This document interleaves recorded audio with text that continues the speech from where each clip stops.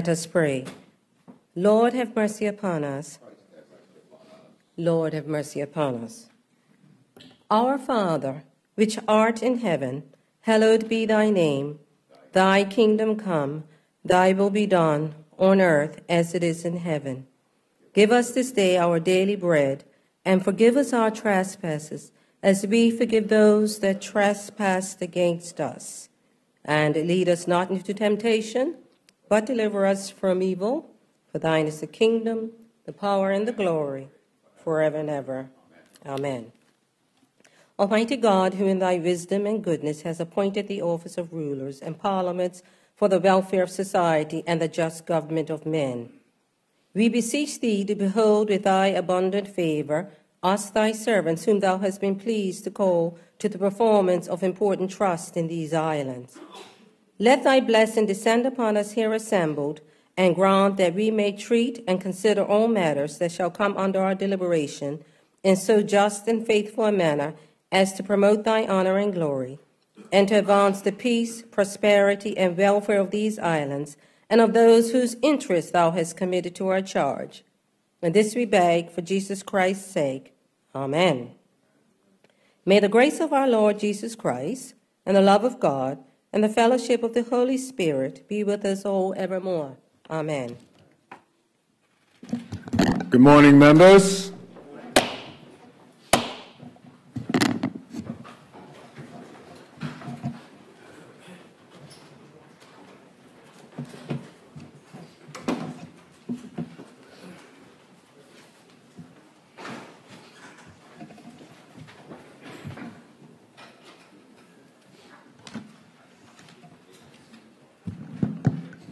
Confirmation of minutes.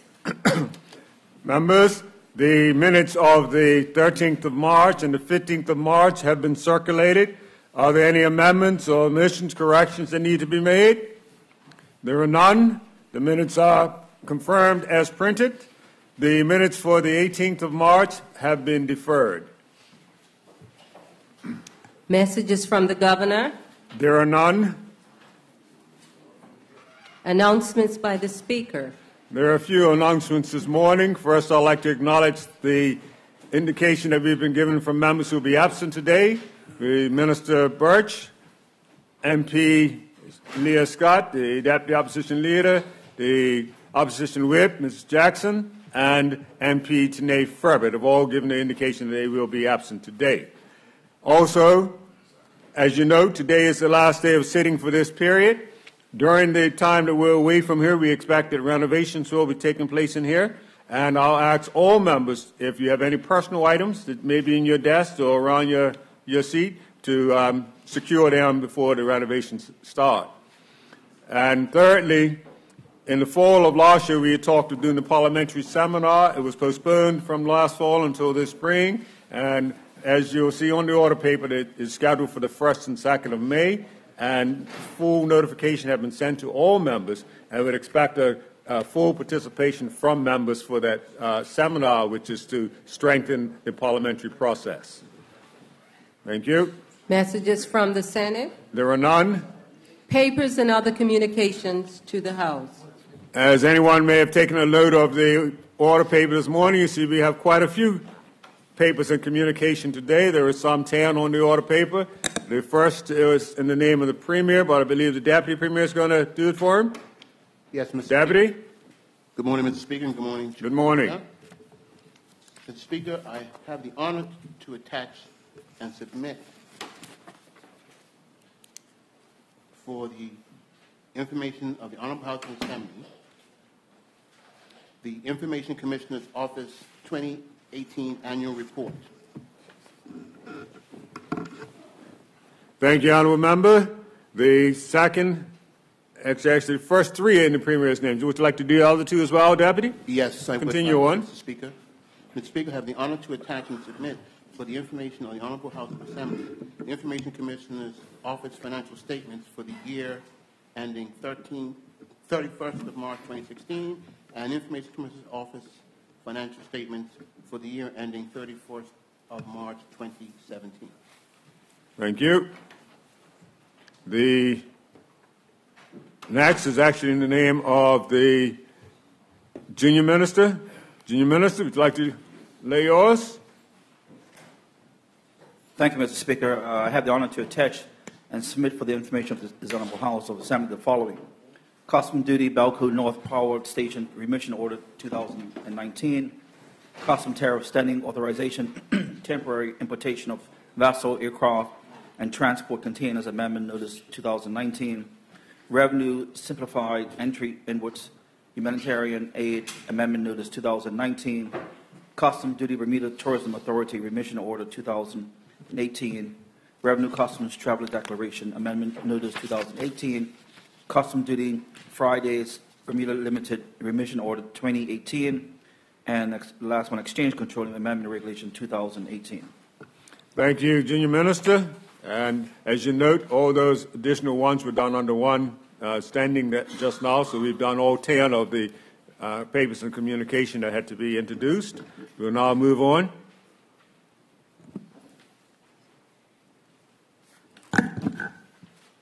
Okay. Petitions, There are none. statements by ministers. There are 5 statements on the order paper this morning. The first is in the name of the Deputy Premier. Honourable Member, Minister. Thank you, Mr. Speaker. Mr. Speaker, I rise to inform honourable members and the general public of the policy directions that I have provided to the regulatory authority. Mr. Speaker,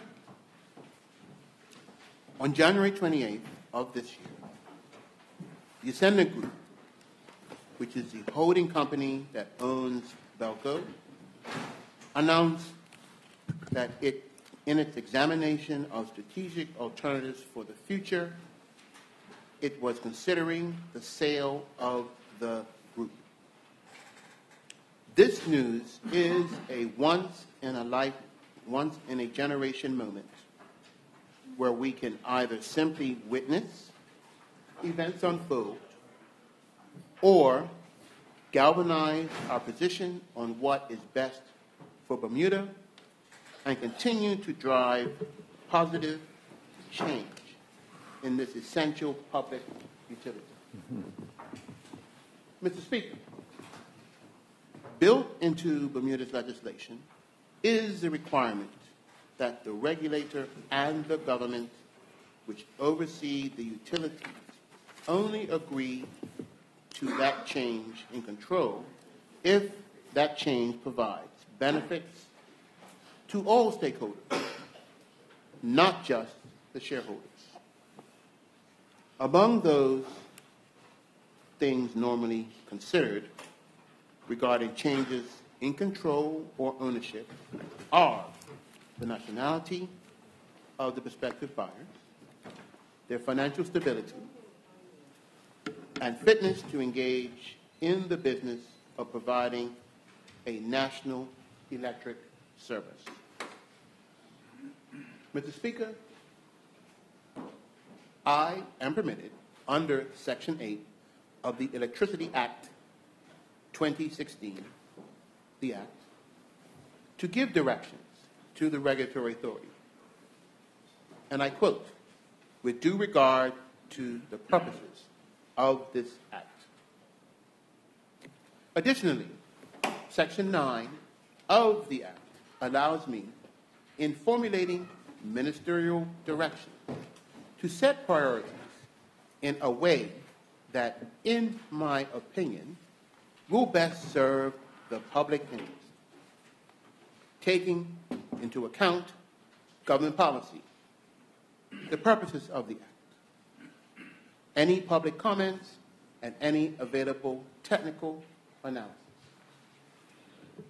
Mr. Speaker, for the benefit of honorable members and the general public, I will outline the policy directions given to the regulatory authority, which are embedded in the purposes of the Act as described in Section 6, namely to seek A, to ensure the adequacy, safety, sustainability, and reliability of electricity supply in Bermuda, so that Bermuda continues to be well positioned to compete in the international business and global tourism markets. We must ensure that a stable energy platform is maintained. Our stable electricity supply and grid have played a part in establishing Bermuda's elite reputation among all other island jurisdictions in the region. Safety is paramount as well, again, setting Bermuda quite apart from others in the region. This piece cannot be underemphasized in an environment where cost and quality are almost entirely proportional, in that where electricity is inexpensive in our region, it is usually also not nearly as reliable and safe as that in Bermuda. B, to encourage electricity conservation and the efficient use of electricity. Energy conservation and efficiency is something that, historically, Bermuda has not done well. Increased efficiency in end uses would mean the demand could be lower. And if demand is lower, essentially at times peak use, it is likely that fewer new engines need to be bought online to meet demand. Morning. Peak engines being the most expensive to run, they use costly diesel, and they are not as efficient themselves as the slower base load engines. Overall energy costs to the customer could also be diminished through using those engines less. Lastly, energy efficiency and conservation is the most effective way to reduce costs. Much of the incentive to embrace energy efficiency is in the hands of the utility through innovative rate structures and public outreach and education, so that the utility remains whole while helping their customers reduce costs. C, to promote the use of cleaner energy sources and technologies, including alternative energy sources and renewable energy sources. The obvious rationale here is to be environmentally responsible. Increasing the uptake of renewables responds to the climate change by increasing Bermuda's resiliency through less reliance on imported fuels. Renewable energy reduces the amount of money spent on foreign commodities, such as fuel oil, lubricant, replacement parts, and the like. That capital would instead be retained on island and hopefully circulating in the local economy. Energy independence is good for both the economy and the environment. Mr. Speaker, D, to provide sectoral participants and end users with non-discriminatory interconnection and transmission and distribution systems. This prevents any monopoly on the generating subsector and ensures that other market participants are allowed to interconnect to the grid. And it ensures that end users are not denied service without just cause. E, to protect the interests of end users with respect to prices and affordability, and the adequacy, reliability, and quality of electric services. This is self-explanatory. And F, to promote economic efficiency and sustainability in the generation, transmission, distribution, and sale of electricity. Economic efficiency in these areas translates to lower costs for customers. Mr. Speaker, I wish to assure the general public that, as noted in the, it should be Electricity Act, Mr. Speaker, not Energy Act. We will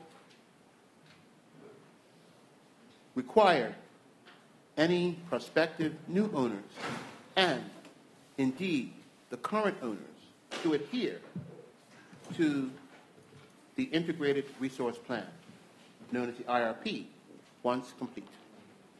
While the IRP is being developed by the regulatory authority and not this government, we can state quite emphatically that we look forward to more renewable energy. For example, solar energy, which is abundantly available in Bermuda. Power that does not require the importation of fuels, such as fossil fuels, is competitively sourced to be cheaper and cleaner. This type of energy mix that demonstrates that Bermuda is serious about energy independence is our vision for a power sector that benefits all of Bermuda. But let's not just tick the box on the IRP, Mr. Speaker. Compliance alone is not enough. Mr. Speaker, any prospective buyer of the Ascendant Group would have done their own due diligence in their investigations of the company. Any prospective buyer would have taken note of the events of October 2018, where plant workers were poised to be ready to put their feet on the street in support of their Bermudian colleagues who were abruptly dismissed. Any prospective buyer would know that Bermudians are no longer willing to watch their qualified, educated, experienced colleagues overlooked and undervalued. Therefore, Mr. Speaker, we expect any prospective buyer to know that they will have to be transparent, inclusive, and collaborative. Transparent in their planning and decision-making so that matters of national importance, once deliberated behind the closed doors of Serpentine Road, are decided through open discourse across the strata of our society. Inclusive in that Bermudians must come first. I'll repeat that, Mr. Speaker. Inclusive in that Bermudians must come first.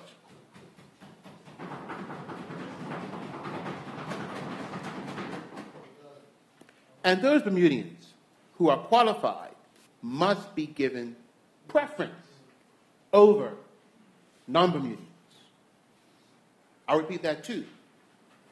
Those Bermudians who are qualified must be given preference over non-Bermudians.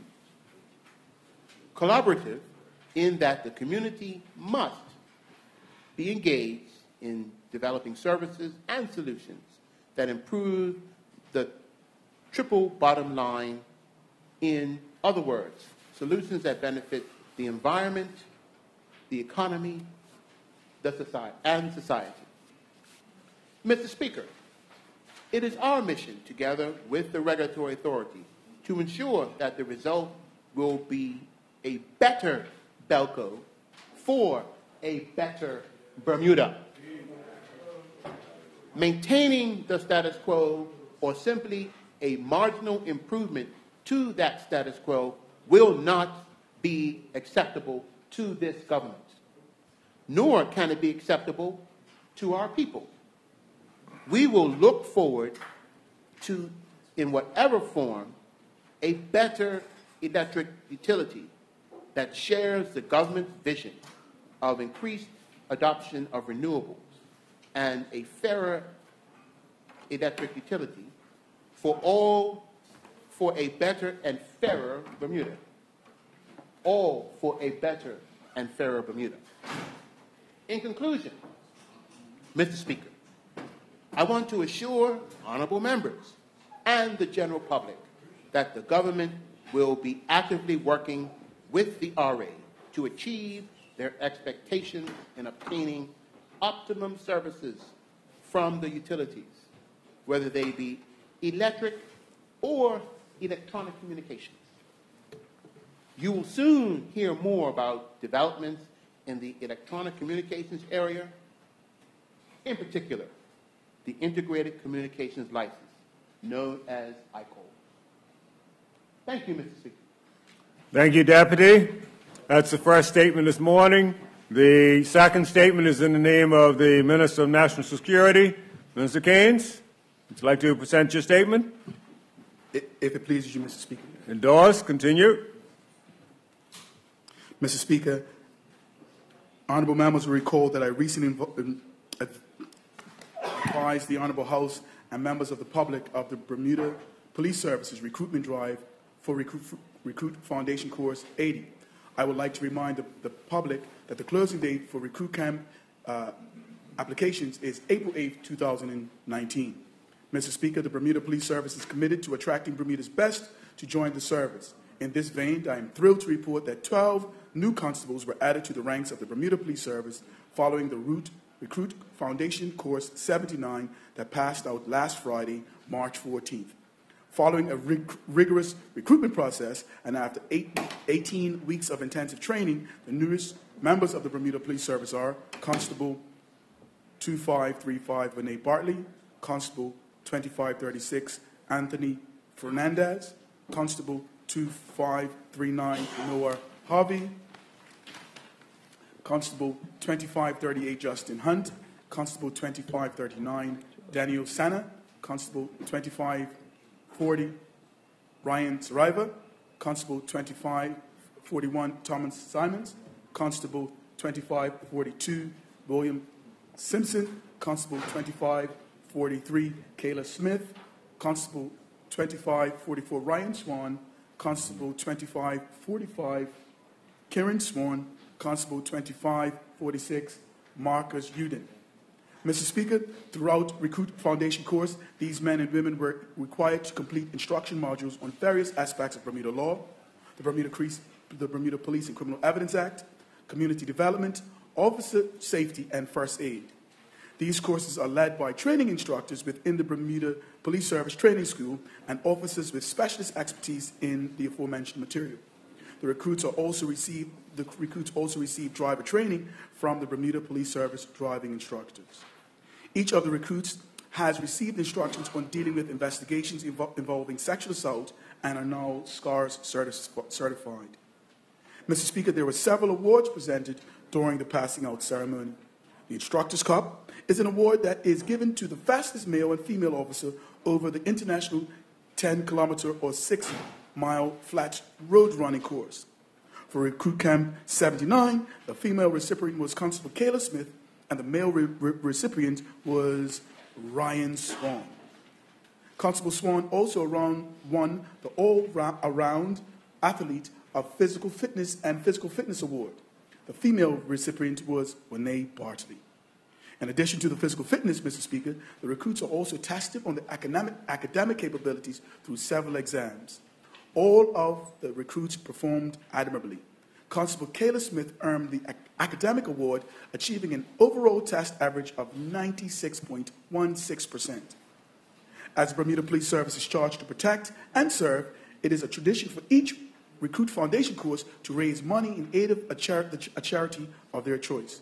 Recruit Camp 79 determined that the Freeman family would be the benefactor of their charity drive. The recruits raised a total of $1,400 to donate to the Freeman family to aid the medical expenses of baby Isaiah Freeman. Isaiah has been diagnosed with a rare case of Costello syndrome. Both of his parents are serving members of the Bermuda Police Service, and making this donation is especially poignant for members of the Bermuda Police Service. Mr. Speaker, at the end of every Recruit Foundation course, the Deputy Commissioner's Cup is presented to the recruit who has displayed the best effort on the course and has made the most significant progress. The awardee for Recruit Camp 79 was Constable Anthony Fernandez. The awardee for Recruit Camp, the coveted Baton of Honor, was conferred on the most distinguished recruit as identified by the training staff. The award went to Constable Ryan Swan. Mr. Speaker, these recruits have now commenced their full-time service with the Bermuda Police Service, and the new constables have been deployed to Central, East, and West stations and are now attached to the Community Policing Unit. As the Minister of National Security, I would like to thank those men and women for answering the call to service. And I wish them all the best in their new policing careers. These men and women will be the leaders of the Bermuda Police Service in the years to come. Mr. Speaker, while the Recruit Foundation course trains the newest members of the Bermuda Police Service and commits to training of senior officers, most recently, Deputy Commissioner Mr. Darren Simons completed a 3-month intensive strategic command course in the United Kingdom. The course is intended to prepare officers for senior level leadership. Deputy Commissioner of Police Simons was the first serving Bermuda officer to attend the training command course. Commissioner Corbesley reports that the feedback that he's received regarding Deputy Commissioner Simons' performance on the course has been outstanding, and it is something that we can all be proud of. Deputy Commissioner of Police Simons is an example of when Bermudians are rightfully trained and given opportunity to lead, they can and will meet and exceed all global standards. The Bermuda Police Service will benefit greatly from the new ideas and recommendations from the Deputy Commissioner of Police. And he will be able to, and there will be, the Bermuda Police Service will benefit greatly from the ideas and recommendations of the Deputy Commissioner and everything that he'll be able to offer the organization as a result of his training. Mr. Speaker and honorable members, you will recall that in the 2018 speech from the throne, the government, in agreement with the Commissioner of Police, promised to implement a community policing model. I am pleased to announce that on March 14th, the Bermuda Police Service officially launched its Parish Constable program. The cornerstone of the program is that each parish will have a dedicated constable who would be responsible for developing relationships within the local community. Additionally, Mr. Speaker, the Criminal Investigations Department detectives will be redeployed from the current postings to work with each of the 9 parishes. It is intended that together with the parish constables, the CID officers will begin to build the Criminal Investigation Department's investigative capabilities within their designated parishes. Through the Parish Constable Program, the Bermuda Police Service aims to engage and partner with the community in a way that promotes trust and in a way that promotes healing. Mr. Speaker, the Bermuda Police Service continues to be an outstanding in its aim to protect and serve. Through continued training and investment in its officers, the Bermuda Police Service will be able to provide a service that is fit for Bermuda's needs. As the Minister of National Security, I will continue to support the evolution of the Bermuda Police Service. Thank you, Mr. Speaker. Thank you, Minister. Minister, I understand that the following statement is also in your name. Would you like to continue with that now? Mr. Speaker, I crave your indulgence. Continue on. Thank you, Mr. Speaker. Mr. Speaker, I rise this morning to advise this Honourable House of the recent updates to the no-fly zones, specifically for drones. Drones have become increasingly popular, and as technology advances, they are becoming more affordable and readily accessible to hobbyists and to the general public. Mr. Speaker, honourable members will recall that at Gatwick Airport was recently shut down for several hours following a drone sighting in the surrounding airspace. The ensuing aftermath led to several hours of airport delays as all planes were grounded while authorities worked to uncover the origins and intent of the drone's presence. Recently, Mr. Speaker, there have been drone sightings at the Elevat International Airport. Although oftentimes drone operators intend no harm, flying unmanned aircraft into the airspace surrounding the airport presents a serious hazard to landing and departing aircraft. A crash between the two could result in a catastrophic event. It is therefore prudent, Mr. Speaker, that measures be taken to ensure the safety and security of the airspace surrounding the airport. On March 15, 2019, a direction was issued by the Director General of the Bermuda Civil Aviation Authority that declares a no-fly zone in a 2 nautical miles radius surrounding the airport for drones that are 400 grams or heavier, microlights, gliders, airships, and balloons. These directions have been issued under Article 68 of the Air Navigation Overseas Territories Order. Mr. Speaker, similarly, no-fly zones have been implemented within a 125-meter radius at the Prospect Police Compound and at the Westgate Correctional Facility. In recent weeks, there have been at least 3 drone sightings at the Westgate Correctional Facility. There is a suspicion that these drone operations are attempting to drop contraband inside of the correctional facilities for inmates to collect. Members of the public are reminded that any attempt to introduce any form of contraband, whether illicit substance or not, is illegal. Any persons found to be attempting to introduce contraband will be arrested and prosecuted in accordance with the law. I would like to take this time to provide the public with some general guidance on drone usage. Drone operators, whether amateur, hobbyist, or professional, are reminded that they are responsible for the conduct of each flight. Each flight should be, the operators should check the drone for damage and ensure that they will be not flying within 50 meters of a person, a vehicle, a building, or any structure.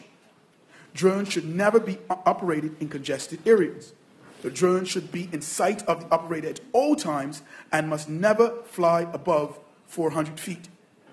Following these guidelines will help avoid collisions. In all cases, permission must be sought to fly drones over property that is not your own. The right of privacy should always be respected. Further information on the safe and legal operation of drones can be found on the Civil Aviation Authority website, www.bcaa.bm. Mr. Speaker, it is not the government's intent to prohibit the use of drones in Bermuda. However, safety and security must take priority. I encourage all drone operators to ensure that they are operating their crafts in accordance with the public legislation and policy. Thank you, Mr. Speaker. Thank you, Minister. The next statement on the order this morning is in the name of the Minister of Education. Minister, would you like to present your statement? Yes. Continue on. Yes, Mr. Speaker.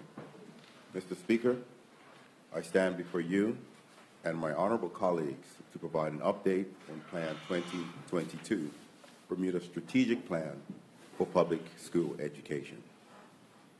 As a reminder, Plan 2022, which was formally shared in December 2017, is a resource from the community seeking to have a consistent, high-quality, well-resourced public school system led by talented and publicly accountable professionals.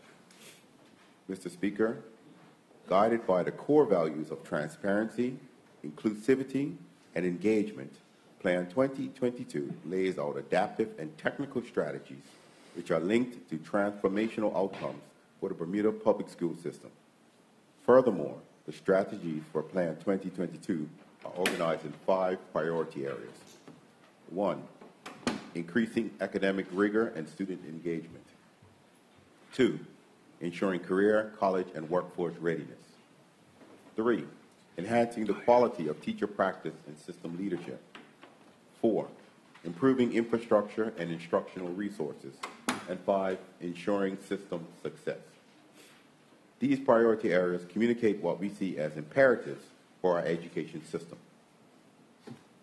Mr. Speaker, the Department is taking a 2-pronged approach to the rollout of Plan 2022. 1, a planning and organizing phase, and 2, an execution and control of strategy phase. I will speak to the planning and organizing phase first. A 1-day retreat was held in April 2018 with all Department of Education staff to get everyone on the same page about expectations, responsibilities, and accountability measures of Plan 2022. Senior leaders in the department have been assigned responsibility for key outcomes of Plan 2022 for accountability purposes. Designated staff across all department sections have been deemed delivery plan managers for Plan 2022 adaptive and technical strategies, and given responsibilities for collaborating with delivery chain members to develop delivery targets that are measurable with clearly laid out actions and timelines. This covers accountability purposes as outlined in Strategy 5.1.5. Point persons have been tasked to project manage the rollout of Plan 2022 by meeting with the delivery plan managers and key players in the delivery chains to review strategies of delivery plans and identify any blind spots. Huddle strategy sessions are used as the platform for brainstorming and problem solving. In support of Plan 2022, Strategy 5.3.3.3, the team ensures that delivery plans are not static but dynamic by amending and updating for continuous improvement. They also reflect the quality of the work carried out by each delivery manager. Specific key deliverables in Plan 2022 are directly linked to forward job plans for all department staff. This enables the process component of the performance management to be elevated. It also supports Strategy 5.3.3.2 and communicates to the broader community that achieving the targets in Plan 2022 is a priority for the Department of Education. The department has purchased an online project management and accountability application called Achieve It that manages efficiency, compliance, and quality assurance in the work of Plan 2022. All staff were introduced to the use of this application with subsequent training in using it.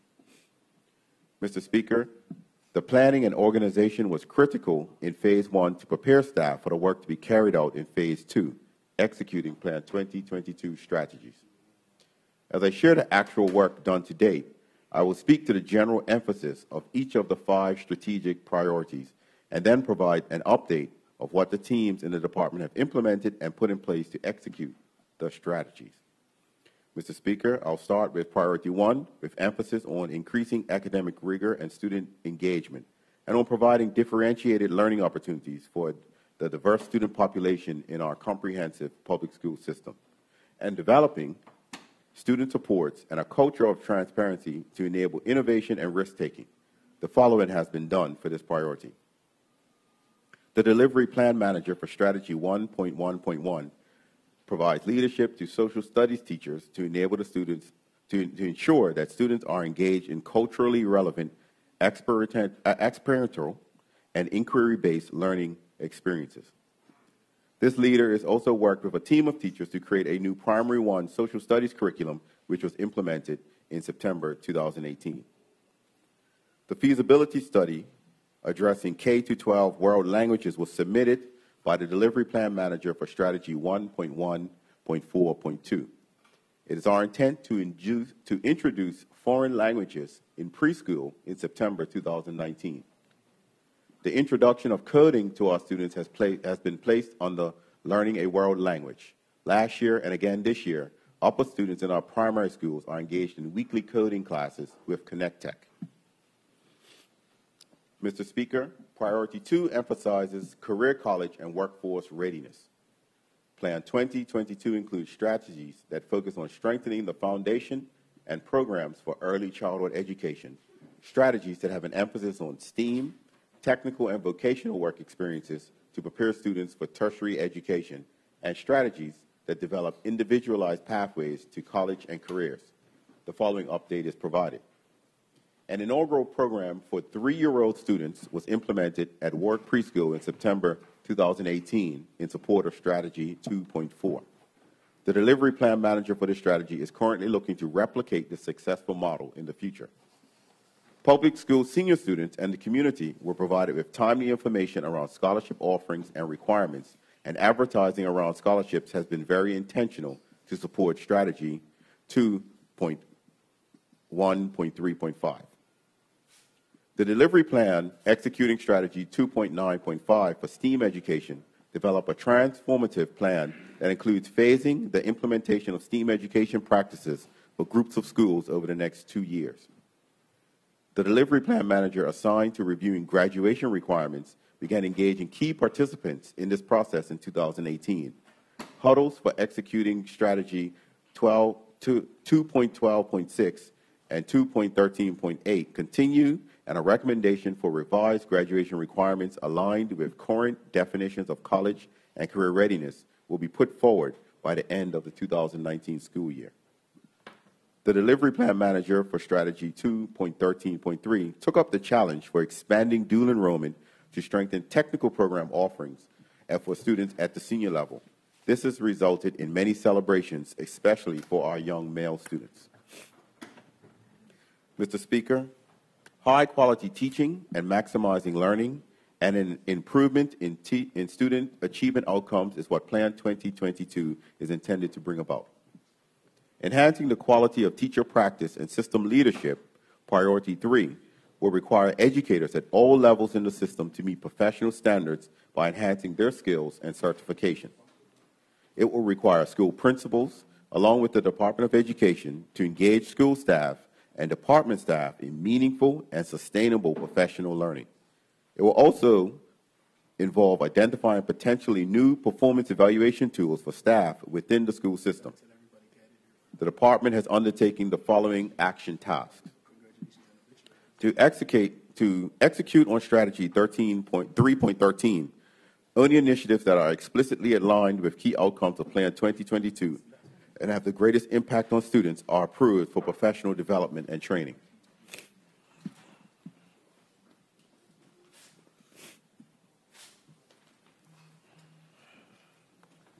To fulfill strategy 13.12, an acting staff development officer has taken on the focus of executing strategies 1.12, 3.19, and 3.22, which involves the continued training around the standard-based education system.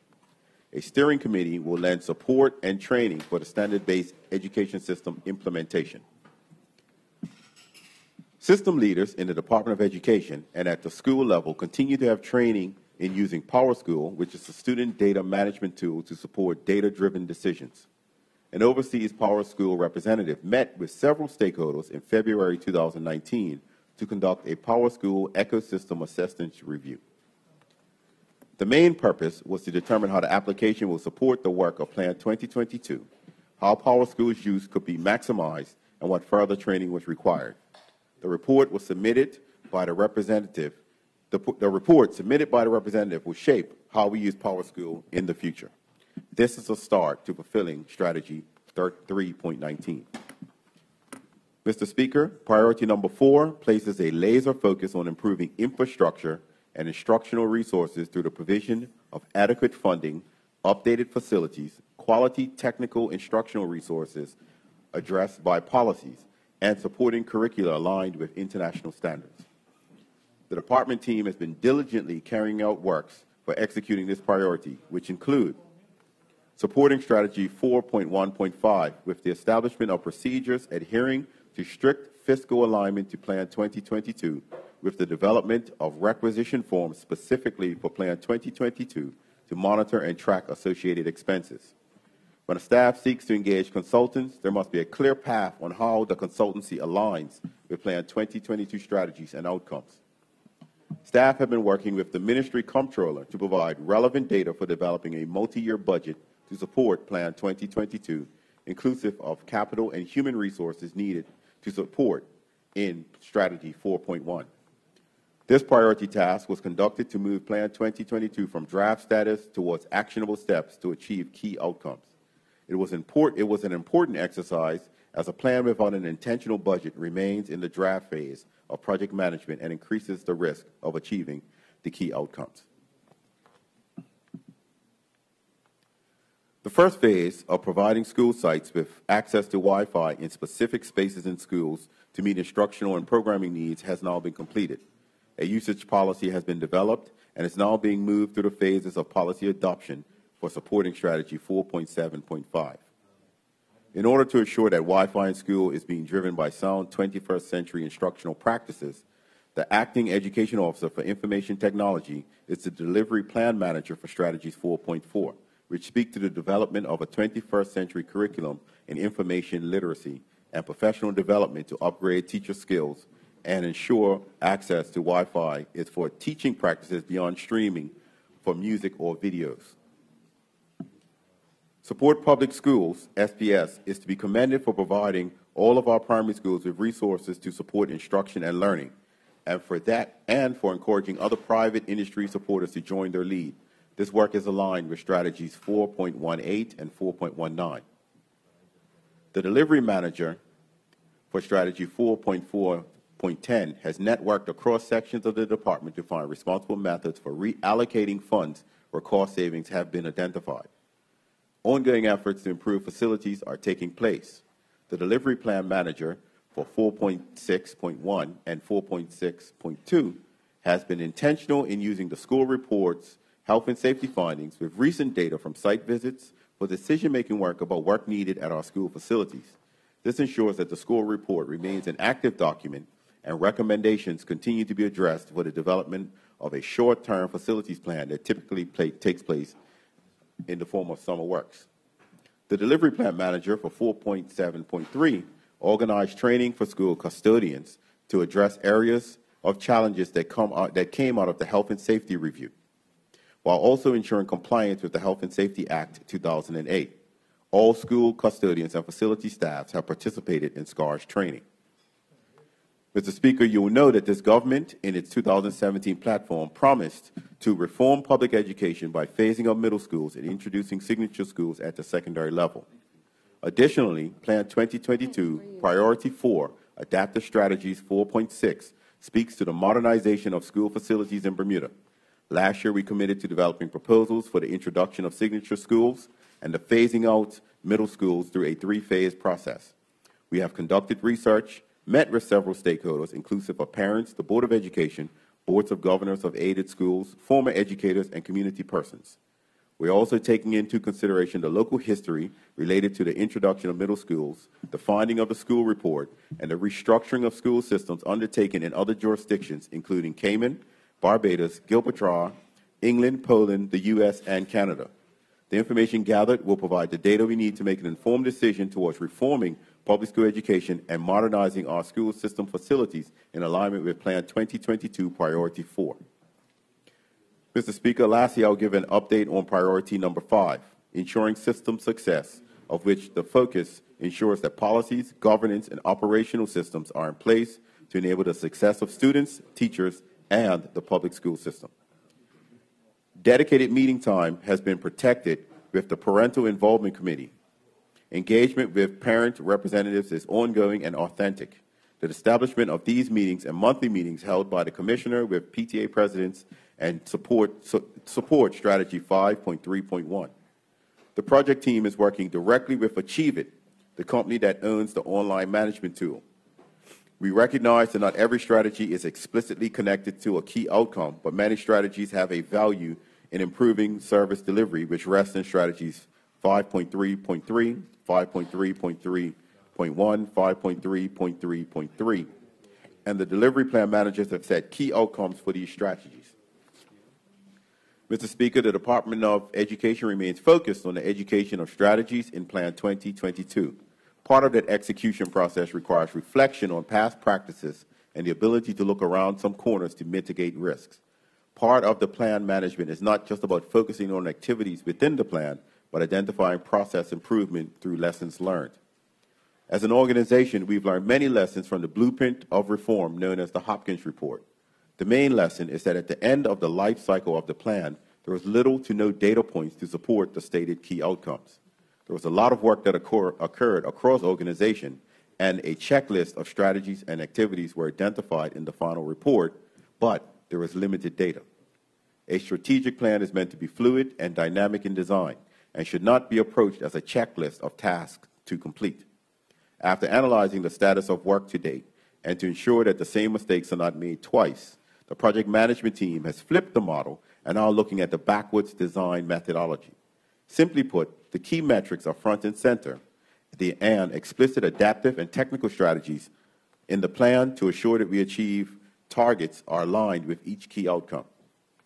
Mr. Speaker, we are committed to Plan 2022, and we are committed to achieving the key outcomes for Plan 2022. I take this opportunity to thank the Department of Education staff for the work that has been carried out to date in support of Plan 2022. The staff has caught the vision for public school education, and they are now running with it, keeping the end in view. In closing, Mr. Speaker, I look forward to sharing with you and my honorable colleagues in early April 2019 our annual report on Plan 2022, which will provide further information on the efforts being made to transform public school education for Bermuda's children. Thank you, Mr. Speaker. Thank you, Minister.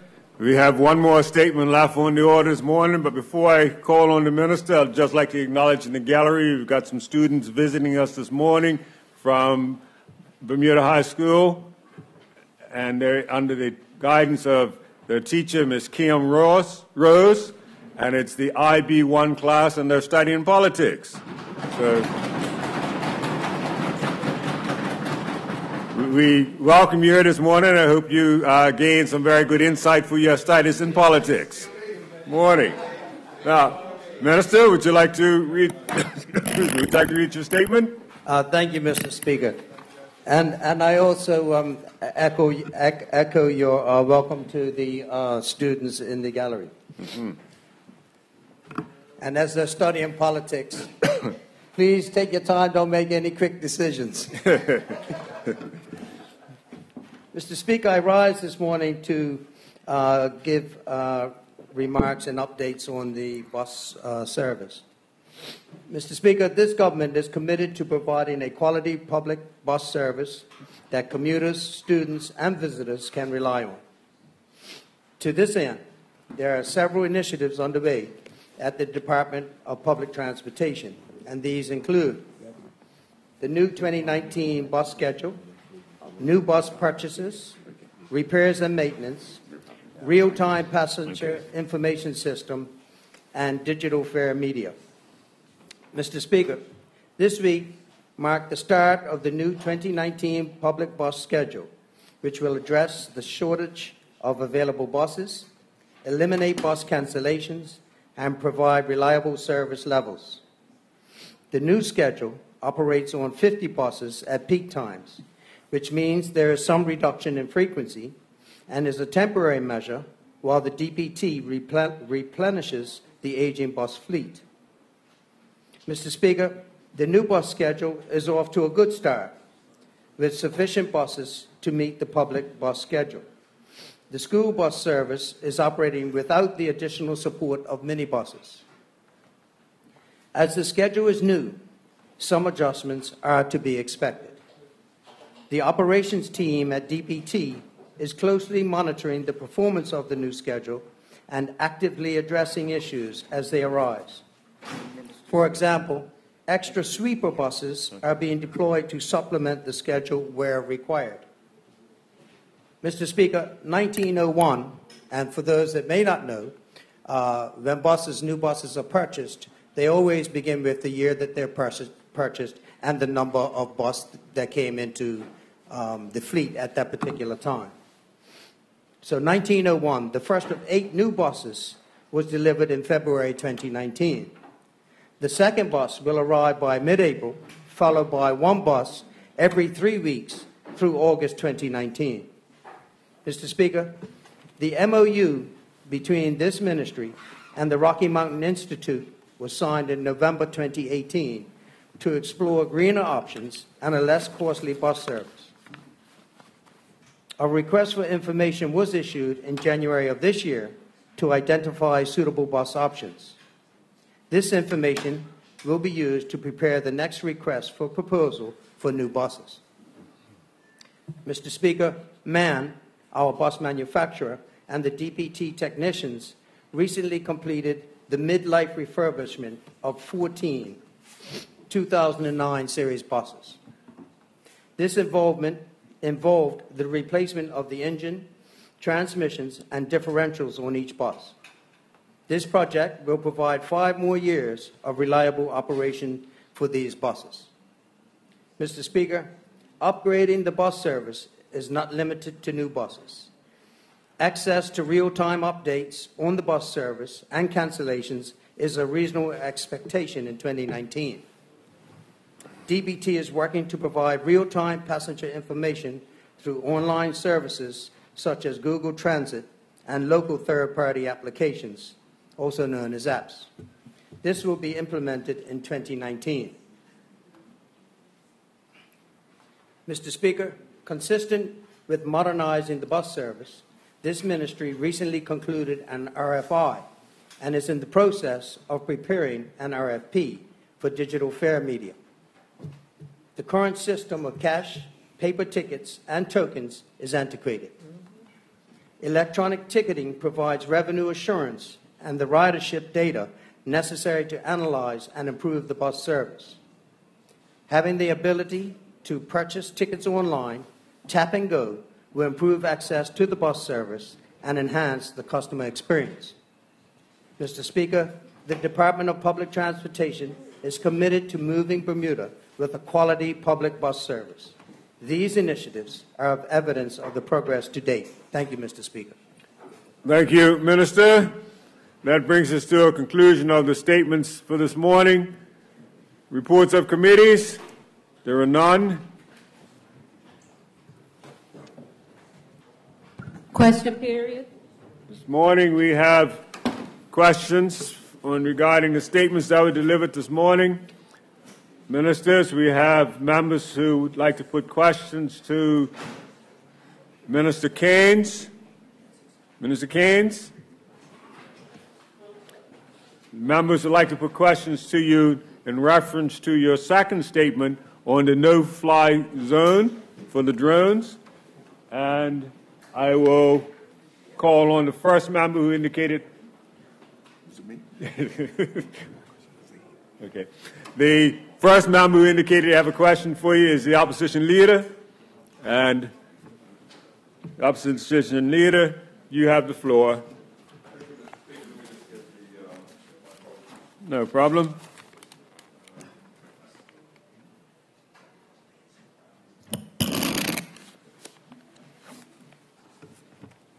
I'm looking for the statement on the drone, sorry, just to find it.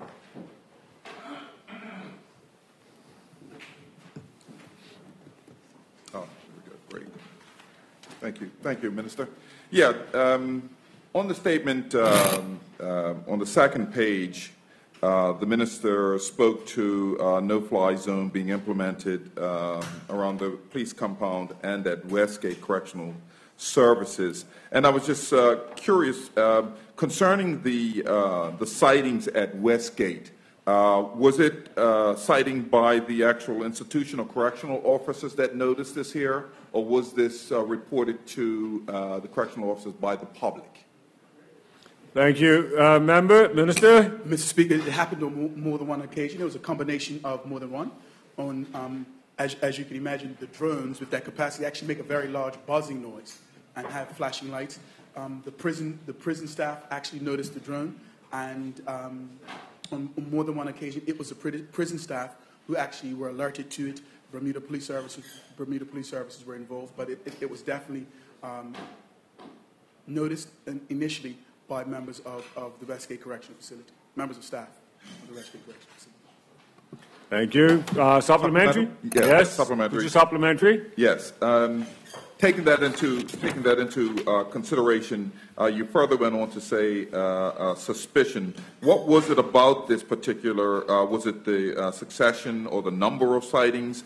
What was it that made you believe that this was suspicious acts of being it or attempting to drop contraband? They actually dropped the contraband. Oh, well, that's not suspicion then. Well, until you, with my legal hat on, until you have specific information, there were confirmations based on sight. There was some contraband that was found at the prison on more than one occasion at the Westgate Correctional Facility. In the initial sightings, it was just sightings of a aerial drone in the neighborhood. On a subsequent occasion, there was actually contraband found. Though they did not actually see it being dropped, it was a connection with the drop and the contraband was found. So a correlation was made, and hence the word suspicion has been used. Thank you. Any further question? No further question. We now, Minister, still on your statement, we have another member who would like to put a question to you, and that member is the honourable member from constituency 30, Honourable Member Smith. 31, rather. Honourable Member Smith. Good morning, Mr. Speaker. And thank you for the opportunity. So, Minister, if the Minister would be able to just, obviously with the increase in the no-fly zones, is he able to give us any idea what the penalties are going to be for the people? Because obviously we don't want people to be breaking the no-fly zone specifically around the airport, but now with this increasing issue at Westgate, having people breaking this no-fly zone obviously is something we don't want to have happen. Is the minister able to give us any insight into that? Thank you, member. Minister? There are organizations that are actually will have to look at amendments to the criminal code to specifically deal with this nuanced area. With reference to, there are separate pieces of legislation under the criminal code that deal specifically with taking contraband into the prison, and that can be dealt with separately as well. But with references to the specific legislation that deal with aviation, we believe that we needed to do something on an emergency basis, and hence the order was used to get that to put that in place. Subsequently, we believe that we have to continue to look at this legislation. But I think stopping highlighting the fact that there is a no-fly zone is an important step. The next step in it is actually the phase where you get technology that actually stops the action from happening. We are in the process of looking at we've talked to public vendors, and they are making recommendations about specific devices that can be used using specific frequencies to actually down drones or prevent drones from being in a specific area. Also, you can get the coordinates for that area and send it to the drone manufacturers, and they could program the drones not to be able to fly in those areas. So there are a few things that we're looking at. Number one is a manufacturer's coordinates inclusion that prevents drones from flying in a specific area. Number two is looking at current legislation and developing legislation that can deal with actually penalties around the breach of the order. And number three, putting in policing plans with the Bermuda Police Service, and four, the prison actually putting together a device on and around the prison facility that forbids or deals with or stops drones from flying in those areas. Thank you, Minister. Supplementary? You have a supplementary, yes? Yeah, well, I would have made it a new question, but I think he brought some of it up just now. Would the Honourable Minister be able to tell us whether or not the airport has been able to get a hold of or has acquired any of these anti-drone? I'm aware of some of the anti-drone instruments that will shoot down or enable these drones within the fly zone area. Thank you. Minister? Whilst the government, there is a collaborative approach that is being used now to look at this holistically, not holistically, but deliberately with all the government agencies. There is, to our knowledge, we do not believe they have a drone detection device that is operational on the airport at this point. The fine for breaching the legislation that we spoke of earlier, Mr. Speaker, is up to $4,000. Thank you, Minister. Any further supplementary? Supplementary, yes. Yes, Mr. Speaker, thank you. On the supplementary, the Minister indicated that there was going to be some attempt to engage the manufacturers so that they can include in the coordinates of the machines the inability to fly in certain areas. My question is, how many manufacturers does the Minister anticipate having to approach? Because every drone does not come from the same factory. Minister? Those parts of the conversations are in its genesis. The truth is, it's almost like a Swiss watch, that there are manufacturers for it, but the key components are only made by 4 or 5 companies. So whilst there might be end users, like in telecoms, there are end users that are different technology companies. The actual device pieces, and there are specific parts that actually, believe it or not, only come from 1 or 2 manufacturers. It's a matter of us, though, having the conversation. It is just in its genesis. We realized that this was something that we had to act on with an emergency. This is something that is going to take a little more thinking through and putting together a deliberate plan to come up with a strategy around it for the long term. Thank you, Minister. Supplementary? Yes. Yes, second supplementary. The question is the ministry or the people looking at this interference technology, will they be coordinating with the people from Heathrow and the like, since they have experienced similar challenges, so that they can share the intelligence? Thank you. Minister? I believe intelligence sharing is a huge part of it. I think in the short term, when looking at technology, we have to look at the Westgate Correctional Facility and what are the aims and what are the challenges. The immediate challenges that spring to mind as the Minister of National Security, Mr. Speaker, is the use of cell phone technology in the correctional facility. And now another clear challenge is the use of drone technology. We believe that there is available technology that allows for this to use subsequent frequencies and to use those frequencies to forbid devices from being in that area. We do know on a previous occasion where at the Westgate Correctional Facility, they did have what was called a blanket over the prison to prevent them from using cell phone technology. But something very strange happened, that it prevented all cell phone technology from being used in the West End. And so whilst it was fit for purpose for preventing technology from going into the prison, you could not make a call from your cell phone in that area at all. And so they have to look at technologies that are more deliberate. In the last 5 years, technology has evolved. I know that this is in hand. We have local security experts that are working with the government to put in what we believe is a fit-for-purpose solution. But to the question directly, we believe that there are best practices that exist within government, and we have to do everything that we can. It's a part of our plan to use best practices that are being used in other correctional facilities that we believe in the Caribbean and in the United States.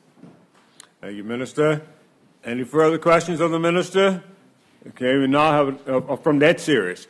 There's a MP. Did you have your own questions you still want to do? Okay, Minister. The next member who indicated they had questions is a member from constituency 23. I'm a member Pentland. You have the floor. Thank you, Mr. Speaker. Mr. Speaker, I wonder if the Minister could advise, technology aside, is there any intention to specifically include kites in the no-fly zone? Not In the no-fly zone, Westgate Airport. At the airport, there is already a prohibition on kites flying in the airport. But for the Westgate Correctional Facility, I do not foresee that at this point, and let's say why. In Prospect, there are two. There is Prospect, where you have a no-fly zone of drones in the Prospect area. Well, in that area, directly across from it, we have the police field. That is a significant area for kite storing, all the key areas. Then you have the Clyde Bonnie Betts field right behind that. And so, in keeping with the drone issues, we know during the Easter season, those two fields become significant places where people indeed fly kites. And so, whilst it is something that we can look at this point, there is no immediate plans to include kite flying in the prohibited order that we just spoke of, Mr. Speaker. Thank you, Member. Minister, no further questions? Okay, that brings to a close of the questions on that statement. We also now move on to the statement given by the Minister of Education. And Minister, there are two members who have indicated they have questions for you. The first is the member from constituency 8. Member Simons, would you like to put your questions?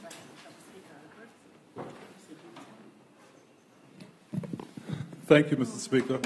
Mr. Speaker, before I ask my question, I'd just like to commend all the stakeholders who are involved in the delivery of the Strategic Plan 2022 to let them know that I support their endeavors and keep up the good work. Mr. Speaker, throughout the statement, the Minister speaks to delivery plan managers. My question is this, Mr. Speaker. How often do the delivery plan managers meet with the Commissioner of Education or senior leaders of the Department of Education to give them a status report, to give them an update on the deliverables against the timelines, and to give them an update in regards to cost against budget in regards to what is being delivered by their team? Thank you, Member. Thank you, Member. Minister? Mr. Speaker, the Commissioner meets with stakeholders bi-weekly and monthly. Thank you. Supplementary?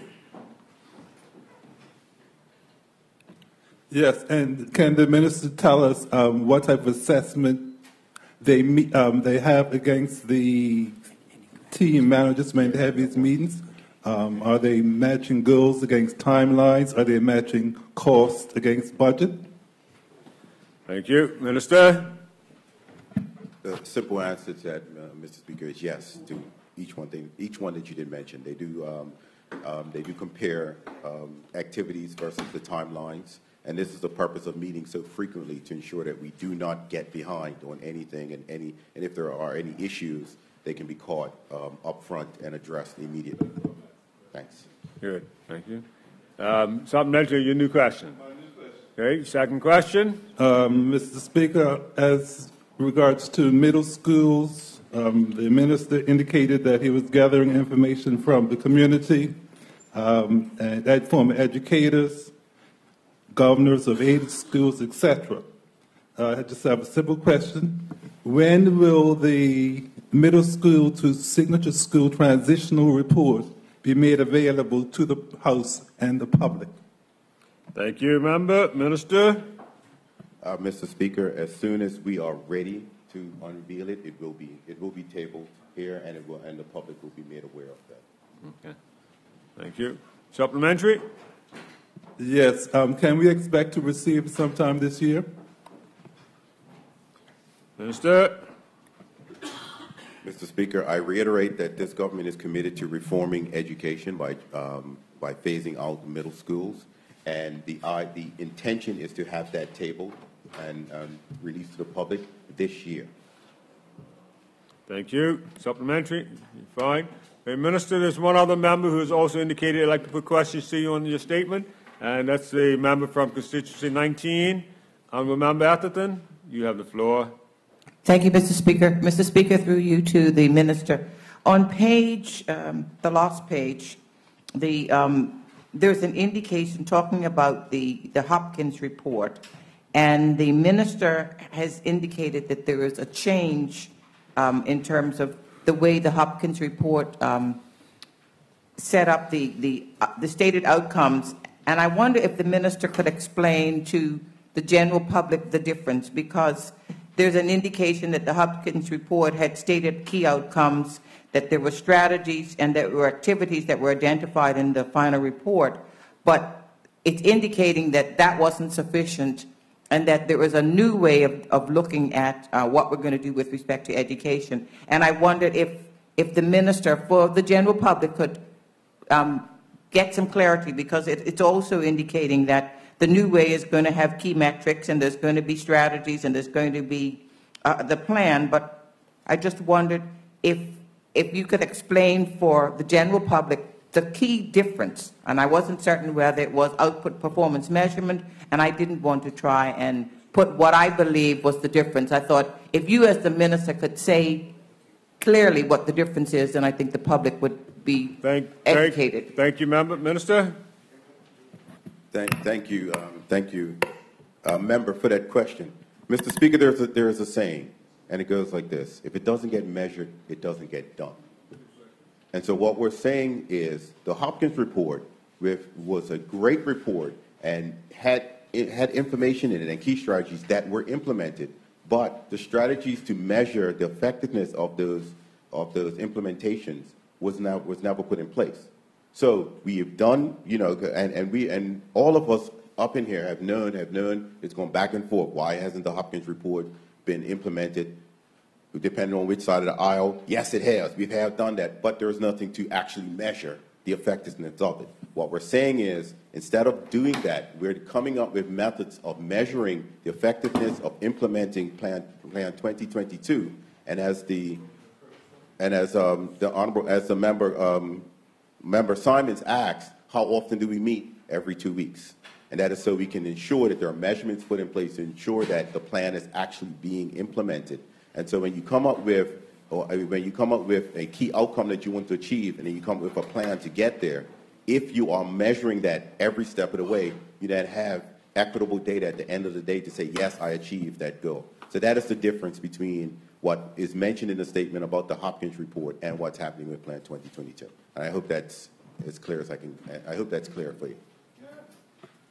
Thank you, Minister. Member, would you like to put supplementary? Yes. Supplementary, yes. I understand clearly what the Minister said, because as I've said many times up here, if you don't have performance measures, then you don't know whether you've achieved what you wanted. So I wondered if the Minister could indicate, with respect to the Blue Book that we have, is there going to be an intention to to use that same type of philosophy from the point of view of starting to say with the things that you're currently doing, because remember, I realize you're retrofitting some of this, will you start to modify them so that there will be performance measures that will be there that will enable the public to see the same type of measurement?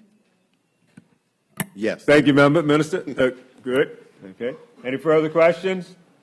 Minister, that brings us to a close of questions on your statement. However, the last statement this morning from the Minister of Transport, there's also a member who would like to put a question to you, Minister. Member from Constituency 23, would you like to put your question now? Honourable Member Pentland? Yes. Thank you, Mr. Speaker. Mr. Speaker, just for curiosity, I wonder if the Minister, based on page 3 of his statement in respect of the MOU with Rocky Mountain, is the Minister aware whether any of the manufacturers of the existing fleets have moved towards greener technology in their manufacturing processes? Thank you. Minister? I can't speak wholeheartedly to that, but I would certainly hope they are, because it seems like that's what all manufacturers are doing all over the world. So, but I could check it out for you and let you know, sure. Okay. Thank you. Member, supplementary or new question? No, I have a supplementary. Continue. Based on the Minister's response, if it is determined that the existing fleet manufacturers are moving towards greener technology, would he be looking at ensuring that there's some compatibility with the existing fleet in order to optimize inventory requirements? So in other words, if we've got ABC manufacturer providing buses now, if their engines go to a greener methodology, but the frame and the windows and stuff, which are standard, could be compatible, would they be looking at that level of compatibility to ensure that we don't have to spend additional money on inventories? Thank you, Member. Minister? Of course, Mr. Speaker. Thank you. Any further questions? No further questions? No further supplementary? Yes, that's right. I forgot. The opposition leader also wanted to put a question to you on this one. Quick ones. Just taking note on page 2 with the minister says the new bus schedule is off to a good start. And then the second paragraph, as the schedule is new, some adjustments are to be expected. I just wanted to know from the minister, we've seen on the blogs and the likes where people have been lodging their complaints. Have they had a common consensus on many of the concerns with the new schedule thus far? Does he know what, or is he aware of any concerns coming in from this new schedule? Thank you, Member. Minister? Mr. Speaker, I'm glad that the opposition leader stood up and asked that question, because the deputy opposition leader made a statement earlier this week along with one of his backbenchers with regard to, and with your permission, I'd like to quote. And Ms. Scott said the bus schedule seems to be a complete and total disaster, which I think is very irresponsible, Mr. Speaker. So that being said, surely every member in this House will know that no matter what new program that someone may introduce, you may have some teething problems. But certainly, as the honourable leader, the opposition leader just said, from the blogs, really? I don't pay attention to the blogs, Mr. Speaker. What I do pay attention to is if anyone has a legitimate complaint, that they would call those responsible, i.e. the minister or the director of DPT. Thank you. Supplementary? Yes, supplementary. Yes. Is the honourable member aware of any, through the proper channels, complaints that have been lodged, and what were the common consensus to some of those complaints? I do know that some have been lodged. Minister, thank you. Thank you, Minister. Mr. Speaker, you know, you might know, or maybe you won't know, but we received one call and about a challenge that some person had. And if you heard the statement that I read, we talked about sweeper buses. Yes. And we rely on feedback because there has been a schedule change, Mr. Speaker. And what we will rely on is the feedback from our bus operators. And, you know, obviously if a bus is full after 3 stops, He's going to make a call, and we'll send a sweeper bus in as soon as we possibly can. So, you know, we've had an adjustment of the schedule. And what I would do, Mr. Speaker, whilst I have the floor with your indulgence, is tell people where they might be able to log on and to get the new bus schedule, which is www.gov.bm/bus.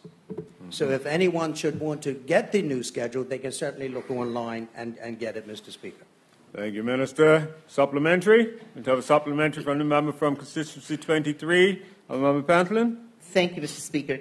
Mr. Speaker, the Minister indicated that the sweepers would be activated as soon as they can, that if a driver is full after 3 stops, they will put a call in. The question is, are there additional buses that are being maintained at, or that are being stationed at the interim stations, so that, let's say a bus is full after 3 stops coming off Somerset, you don't have to wait for something to come from headquarters to come to Somerset? Is there something there already with drivers on standby, or how does that sweeper system work? Thank you. Minister? Mr. Speaker, the director will make those things available on an as-needed basis, because we don't know where the call is going to come from. What we must realize is that, you know, we have a limited amount of buses that are operational, and we're going to do the very best. The director, I have a lot of confidence in the director and the operators to be able to make those judgments as they see fit. You know, the fact remains that, you know, had the previous government not spent $100 million, we wouldn't be having this conversation about buses if we had spent the money in the right place. Thank you, Minister. Supplementary. You do your second supplementary, ma'am? Yes, I have Honourable my member second from supplementary.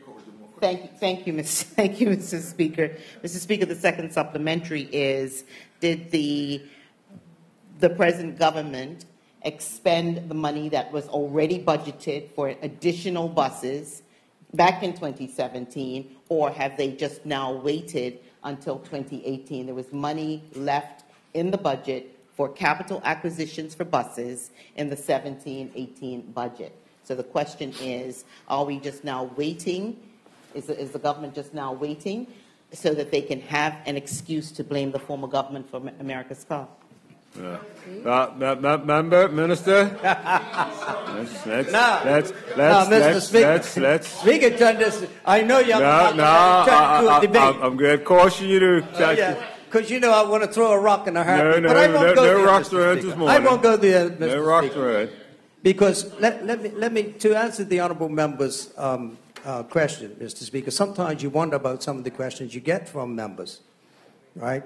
Is that they're all good questions, right? Yeah, they're all good questions, Mr. Speaker. But I'll put my fingers up when I say good questions, Mr. Speaker. If we've had a couple of buses been delivered already, do I have to tell the honourable member how long it takes to make a bus? So, in other words, Mr. Speaker, you know, if the honourable member wants to say that she put, you know, their government put money aside, but you know, really, is that a question that one must answer? You know, really? Yeah. Did we act on it, Mr. Speaker? We've got buses that have arrived and will continue to arrive. So the honourable member surely knows that you can't place an order today and get a bus tomorrow, Mr. Speaker. Okay. Thank you, honourable member. Minister, there's an honourable member from constituency 19 who would like to put a supplementary to you. Thank you, Mr. Speaker.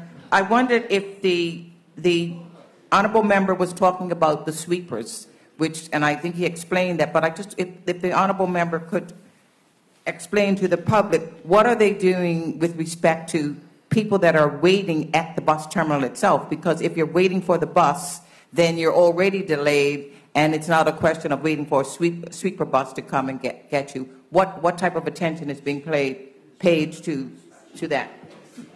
Thank you, Minister. Well, Mr. Speaker, like the honourable member has concern, I do too. And if I had a magic wand, I wish it was a button they could push and a button would show up immediately. It doesn't work like that. The bus would show up immediately. The bus would show up immediately. It doesn't work like that. But, Mr. Speaker, certainly what we've been doing for the last 8 to 12 days is trying to inform the public of the new bus schedule, and for those that use the buses on a regular basis to look at the new schedules so that they know what the new times are. Okay? Now, if a bus happens to get filled because there happens to be an exorbitant amount of rain that is outside of the average, Mr. Speaker, and therefore people use the buses more because of situations like that, it's one of those unforeseen circumstances. That's why we have the sweeper buses. Luckily, Mr. Speaker, is that we have adjusted the schedules, because if not, you would not only not have sweeper buses, but we wouldn't have enough buses at all. Thank you, Minister. Point of clarification. Point of clarification. I asked the question about the delays at the terminal, which is where the bus is starting, not along the route. Thank you. And then I have a supplement. Zach, you want to respond to that? Mr. Speaker, well, the bus starts at she said at the terminal, well, whether it's starting in the east, west, or central, buses have a schedule. And whether it's one bus at Central, or two, or three, or one, or two, or three at East or West, that's what's on the schedule. That's what we're going to stick to. If we find, like yesterday, the Honourable Member may know, or one day this week, the Honourable may know, there was a long line down at Central, right? And therefore, we were told about it, and we sent sweeper buses as soon as we possibly could. Thank you. Any other member for supplementary? You used 2 supplementaries. I have a point of clarification. I did, because he didn't answer my question. All right. Wait. I'll accept it, because you did actually have to say you wanted to clarify your first question. Okay. Ask your second supplementary, yes? Thank you very much, Mr. Speaker. I guess the minister has indicated that the schedule operates at 50 buses at peak time. And then it says, while there's some reduction in frequency, this is a temporary measure while the PTB replenishes the aging fleet. So I guess my question is 50 what the new schedule is always going to have, and therefore the temporary measure is the fact that they're operating at less than 50 because you don't have enough buses while you get the new buses in? Thank you, Member. Minister? Mr. Speaker, the statement actually explains what it is doing, but if the Honourable Member is struggling with that, I'll attempt to clarify. This schedule is built on a 50-bus schedule. What is meant when we talk about schedule possibly changing, Mr. Speaker, I've said in my statement that, we are expecting several more new buses, and we expect that in time, with regard to refurbishing some of the older buses and bringing them online, or whether in the next 2 or 3 years, we might find that, budgets allow us to maybe order 20 or 30 new buses. And when we get to that stage, we might look at, but if we got 20 to 30 new buses, Mr. Speaker, we'll obviously have to devise a new schedule to fit the additional buses that we have. Thank you. Mr. Swan, you would like to put supplementary questions? Yes, Mr. Speaker. Mr. Swan, we recognize the Honourable Member from St. George's. Honourable Member Swan, you can put your supplementary. Looking forward with optimism, Minister, as you look to refurbish and get more buses online. Could areas such as growing communities such as Ferry Reach look forward to getting maybe a feeder system into that community with children and the likes? Nice little bit of parish pumping, constituency pumping there, Member. Minister, would you like to answer that? Yeah, I would, Mr. Speaker. In fact, that particular MP, Mr. Kim Swan, along with his colleague down there in the East, Ms. Renee Ming, are always fighting for the constituents, as you know. I don't have to tell you that, Mr. Speaker. So with that said, and knowing how pushy those two are for their people down in the East, Mr. Speaker, we will gladly entertain looking at that in the future as buses come online, yes. Supplementary. Yes, I have a supplementary. Yes. I have a supplementary to that response. Would it not be an easier solution to integrate the minibus system for the Ferry Reach system to come out to the main, to connect with the main bus schedule? Thank you. Minister? Another great question, Mr. Speaker. But of course, again, I must say, if we didn't spend $100 million on that America's Cup, we'd be able to afford minibuses to do these runs. So as soon as we're able to afford these things, Mr. Speaker, we'll gladly accommodate the Honourable Member. Thank you. Honourable Member, second supplementary. Yes. second supplementary, Mr. Speaker. Mr. Speaker, given that many of the minibuses are privately owned, is the minister suggesting that the government may now be looking at purchasing minibuses in the government fleet?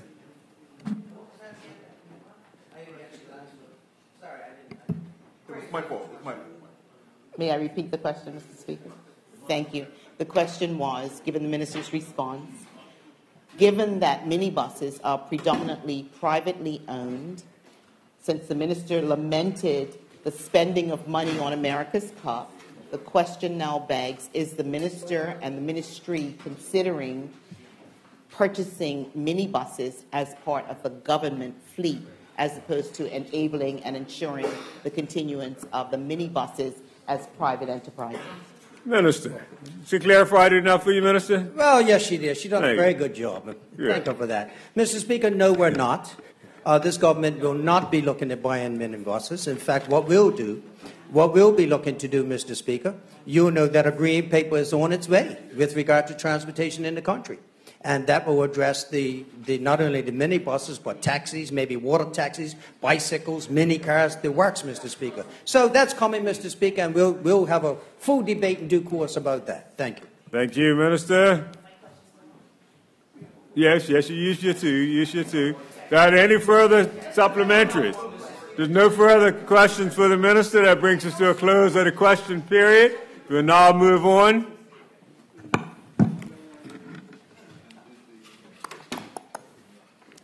Congratulatory and/or obituary speeches. Yes, any member wish to speak? I recognize the Deputy Premier. It's on his feet. Deputy Premier. Mr. Speaker, I'm being threatened from the far corner by undertones. I know we are from the East, eh? Yeah, and I'm shaking. I'm really shaking. I'm telling you. The East is, we have some fierce people in the East. Mr. Speaker, I would like to, I'm not going to go into great detail because I'm going to allow the minister to go into greater detail around this, but I'd certainly like to congratulate all the persons generally, and the minister will get more specific, who were the awardees at the Sports Awards, the 30 Annual Sports Awards last night. I did give prizes to a number of awardees, and I also gave closing remarks. So I'd like to just give a general congratulations to those persons. I would also like to perhaps pass on a condolence. It was just reported, I believe, that a certain character who frequents the Hamilton has passed, Mr. Keith Peniston. And I'm sure he has a family, irrespective of his challenges, people who cared about him, and we should respect that. So I would like to pass on condolence wishes to his family and those who did care about this gentleman. I think that's important for us to acknowledge. That not although those in this country may not be as fortunate and gifted as those in this House, we must remember that they are part of the Bermuda family, and we should acknowledge their presence as well. Mr. Speaker, I would also like to... That was my classmate. Yes. Condolences to you, Mr. Speaker. Yeah. I would like to be a little bit more specific in one note, Mr. Speaker, and congratulate the Lister Insurance family for an award that they received last night. Well-deserved, amongst others. But I will stop there because I do not desire to receive the air of the East and allow the East to get more specific with such congratulations and salutations. So thank you, Mr. Speaker. We recognize the minister had jumped up before you both jumped at the same time, but I gave lenience to the Deputy Premier just now, so I'll take the minister, then I'll come to the Shadow Minister. Minister? Thank you, Mr. Speaker, and good morning to the House, and good morning to our listening public. And I would like to be associated with the remarks coming from our Deputy Premier, the Honorable Walter Rovan, with respect to congratulating the winners at our yearly sports awards. In particular, let me at least acknowledge the junior female winner, Ms. Leilani Bracho, the junior male winner, Mr. Matthew Oliveira, the male winner, Tyler Butterfield, and the female winner, Flora Duffy. And I believe all of these names are probably very familiar to many of us who sit in this house and, of course, to the broader public. I'm not naming them all because I think we would be here for quite some time, and I think the speaker has the 3-minute buzzer on me. And also, two listed agency company, and I will highlight that company in particular for the great work that they do for our young athletes who participate in the annual half marathon every year. Without the support coming from that agency, and even the fact that that agency in particular advocated for our young sports people to be able to participate in this event, Bermuda would not have the benefit of seeing how they perform in an event like that. And certainly when you see young people running in a half marathon, they deserve all the accolades that they get. And thank you to Lister Company, insurance company, for making that happen. Also, I just want to highlight one of the former cricket teams that were highlighted for Bermuda. I think it was the 1979 cricket team that saw the likes of people like Anthony Mendes, Charlie Marshall, who was the captain, Maybury, quite a few people who are well known to Bermuda. We saw all of those people participating in Cop Match, and Cop Match took place way back when, and St. George's winning a lot of the matches at that point in time. And I also want to point out the North Village Club and their football team, who won many of the awards back in that same year. And I think the year that they highlighted was 1979 because it's 40 years ago. And they were awarded for their stellar performance. Mr. Speaker, I'd also like to recognize the Special Olympics group and the stellar performance they had. On that note, I'm giving you an extension because you're doing the Special Olympian. Do the Special Olympian in there. The stellar performance, and our Special Olympians are due back this evening. I'd like to associate the shadow, the whole house with the efforts that they displayed while overseas in Dubai. And I thank you for allowing me to speak, Mr. Speaker. Thank you, Minister. Thank you. I now recognize Junior Minister. Shadow Minister, do you want to? No?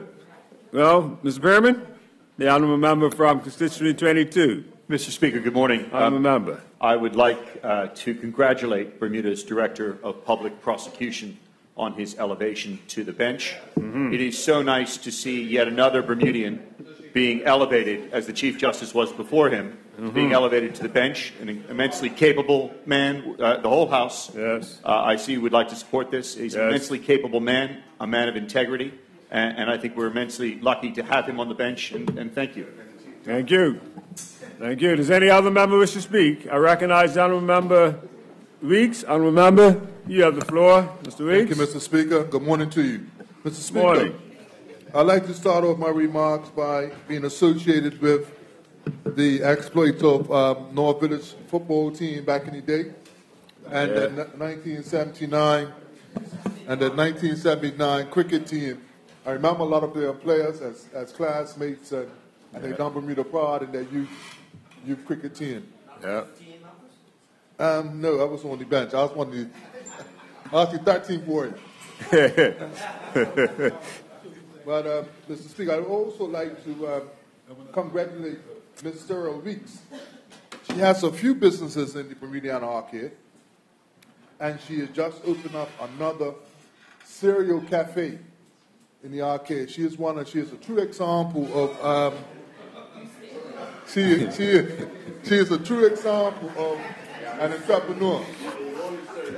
We do know, Minister, you came in too soon. You should say that, Minister. we do know that as the morning birds will have a different debate. But at this point in time, Just talk to me. Talk to me, member. Ignore all the chapels. Just talk to me. I'm trying to.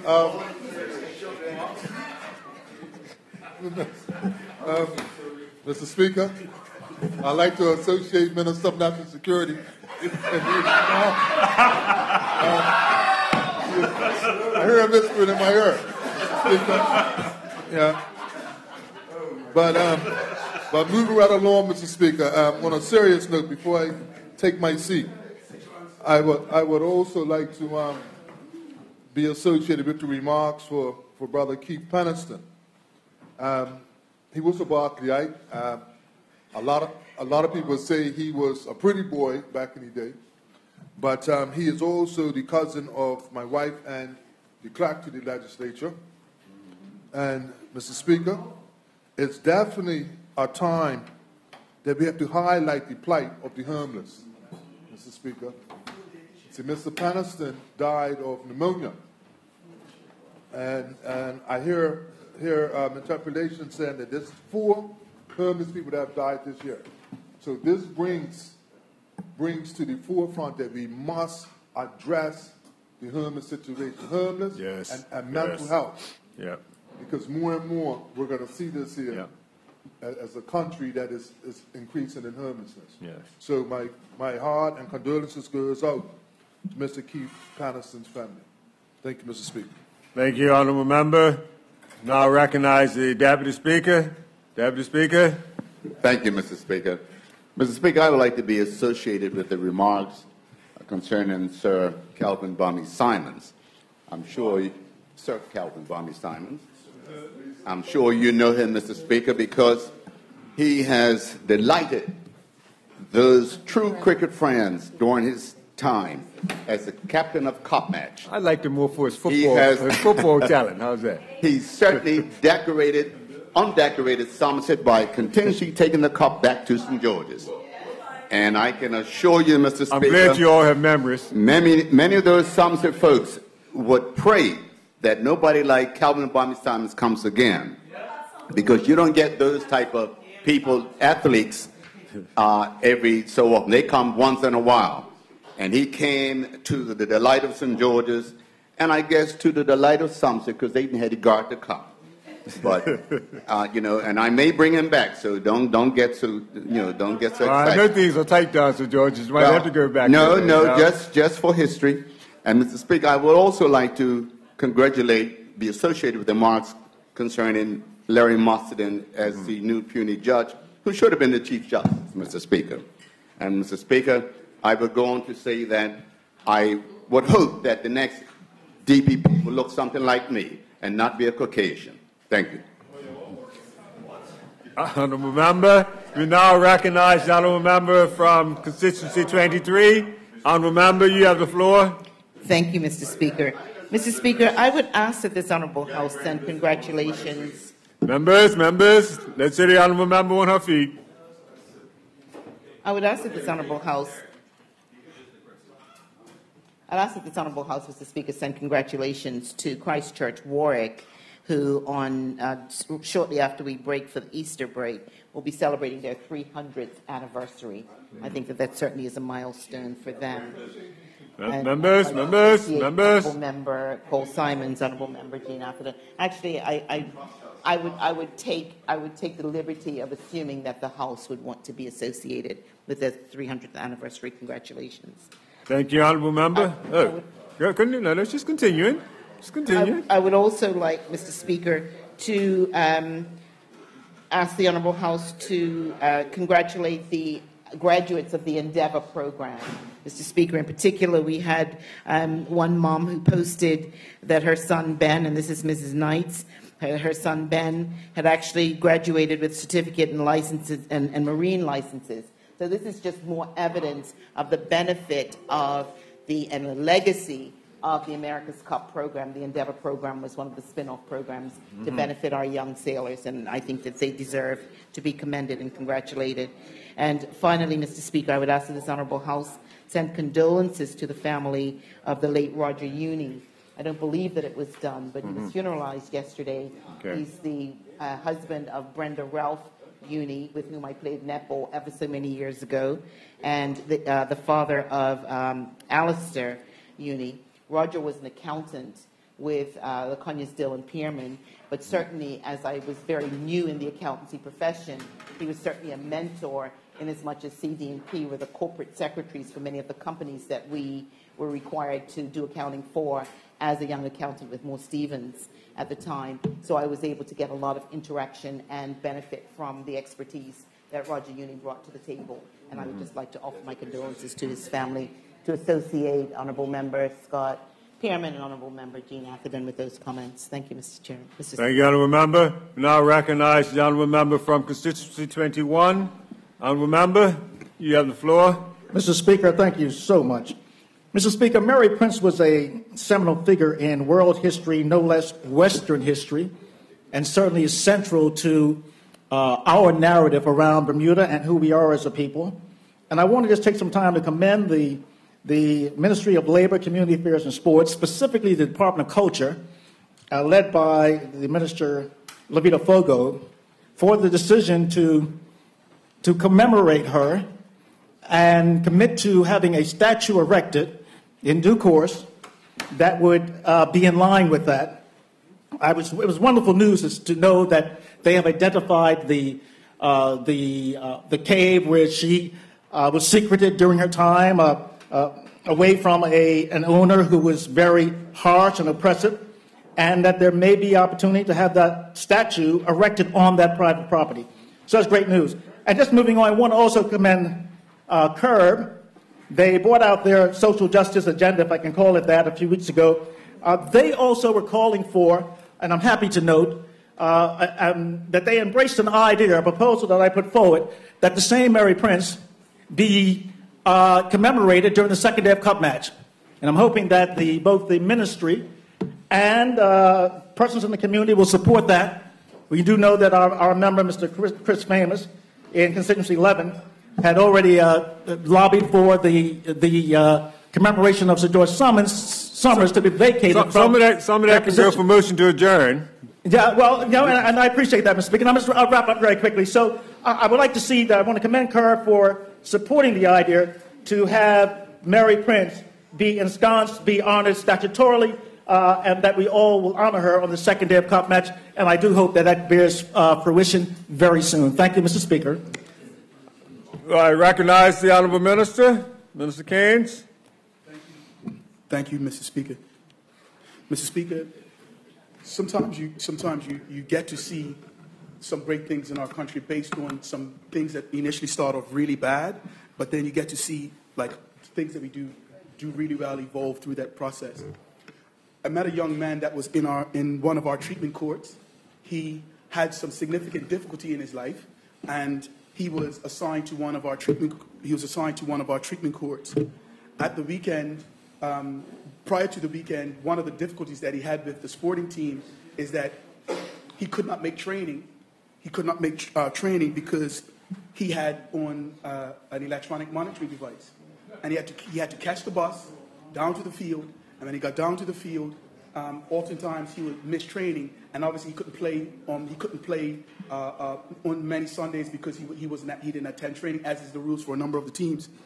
Long story short, he kept at it, and he stayed with it. He is really a good football player, knowing that he had some challenges in his life, and knowing that he was under a court order based on some difficult challenges. At the weekend, went down to St. David's and watched him play for St. George's. And he didn't go on the first few minutes. He didn't go on in the first half. He didn't go on in the second half. About 2 minutes before the end of the game, he went onto the field. Everybody, his family, everybody on the sidelines was so excited for those 2 minutes that he played. It was excellent because everyone in the community that was working with him to support him, to give him help, was able to see him on that field for 2 minutes. It was a beautiful thing to see one of our young men that was troubled but through sport, through his coaches, through his family being at the field, we got to see 2 minutes of... Congratulate somebody now. You haven't congratulated somebody yet. We're waiting for the congratulatory part. His name is Mr. Kiaje Wilson. His name is Mr. Kiaje Wilson. I'd like to congratulate him for being a part and sticking with it through the good times and the bad times and spending that 2 minutes on the field to show us all that it is indeed possible to make a change in your life. Thank you. Does any other member wish to speak? We recognize the other member from St. George's, other member Swan. Mr. Speaker, I'd like a letter of condolence sent to the family of Ms. LaFay Darrow, who was funeralized yesterday from Marlet Bay, but she was born in Portland Square, the Richardsons and the Williamses and the Manders family. But she was very much associated in the broadcasting industry with ZFB, and great tributes came forward for her time spent there. Her sisters, the late Marlene B. and Aunt Now, Ms. Bassett, one of my constituents at what time, was certainly very much helpful to me, providing some good advice on how to enunciate words. And certainly, she is certainly going to be missed by her family and her friends. And I'll associate the honourable member from constituency 23 with that. Mr. Terrett West, who has passed away at a young age, and his son is an outstanding golfer, and also the passing of Kenneth Parfit, as well from St. George's, and Ms. Joan Ming, both established St. George's family persons. And also, Mr. Speaker, on a happier note, young Kenny Lejour Jr. continues his outstanding play. He won the IMG Junior Tournament in Florida at Eagle Creek last weekend with an outstanding 3 under par. One of my young proteges is now under the watchful eye of Mr. Gary Gilchrist Golf Academy, and I associate the Honorable Minister as well, Zane De Silva. With that, this young man has a promising future at 15, overseas with world-class coaching around him and competition. We continue to pray for his success. Thank you, Honourable Member. Does any other Honourable Member? We recognize Honourable Member Tyrrell. Honourable Member.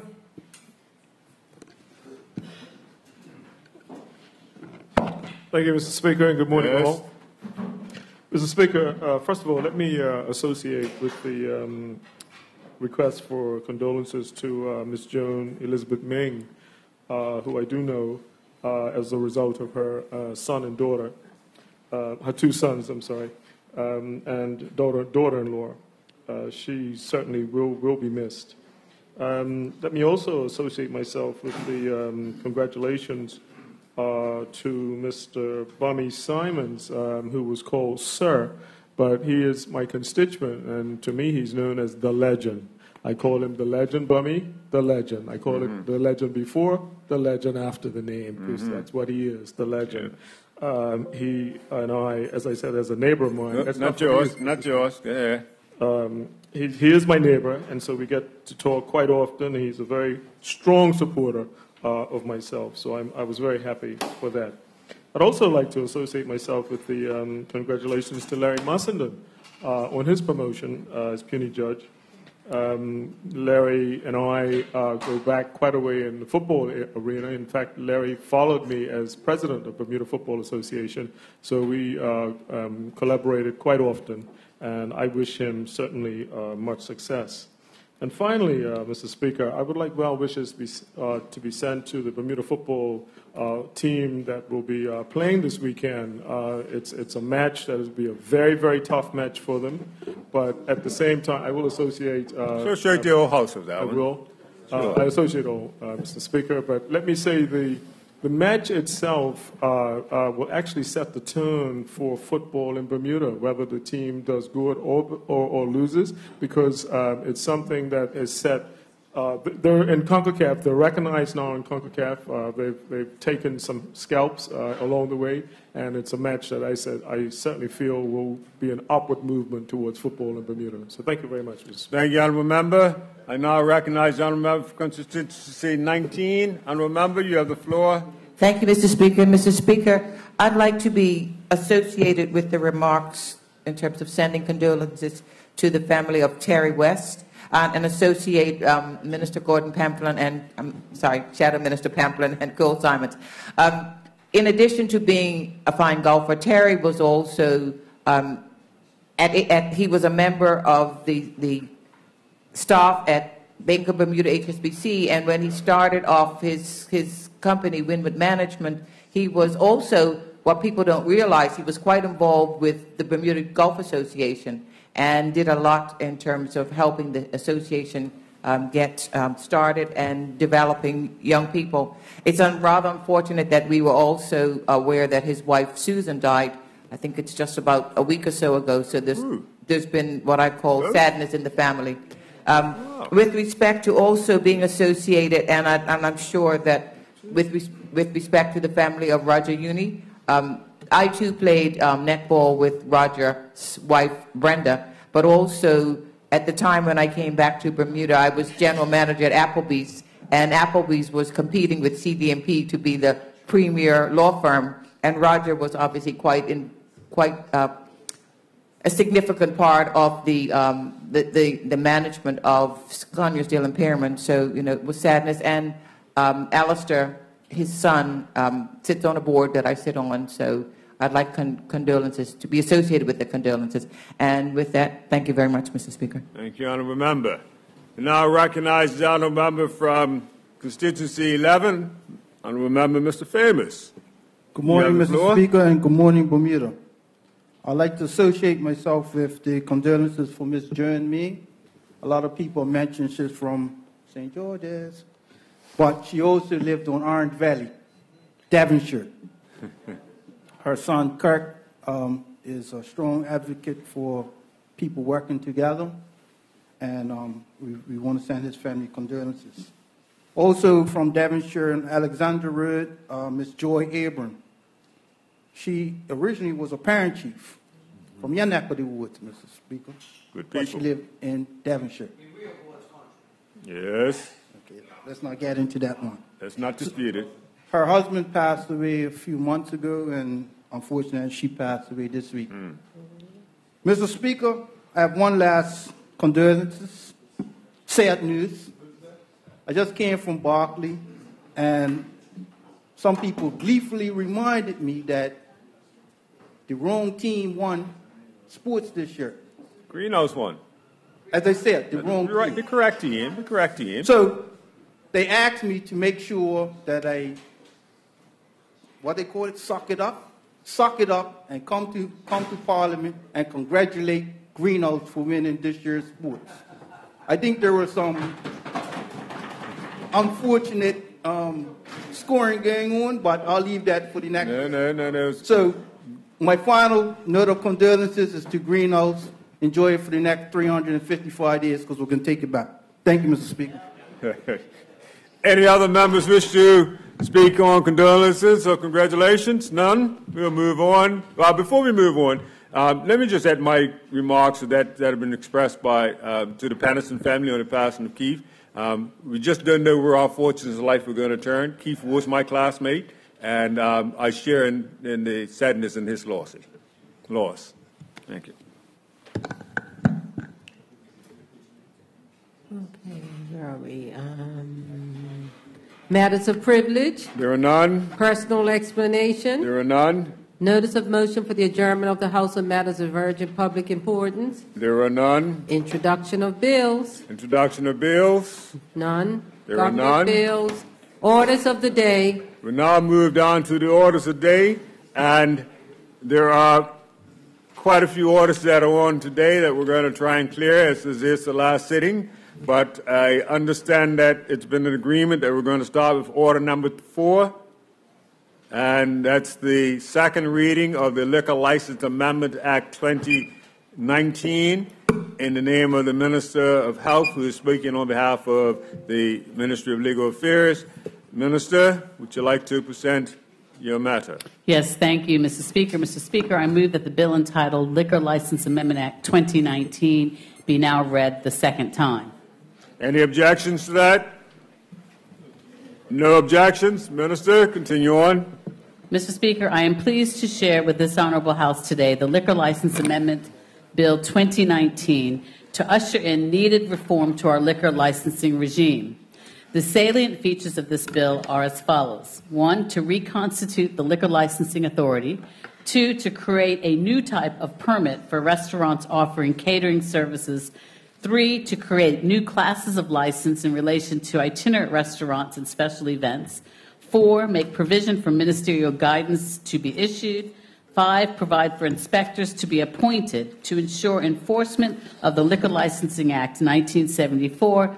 And finally, number 6, to provide long overdue updated permit and license fees and fines for license applications and violations. Mr. Speaker, at present, appointments to the liquor licensing authorities, except the chairman, are made by the governor on advice of the minister responsible for liquor licensing. The governor was forwarded a copy of the bill for comments, and in a letter dated the 4th of March 2019, he advised regarding the changes of appointment, and I quote, Mr. Speaker, quote, the proposed change to appointment by the minister is therefore not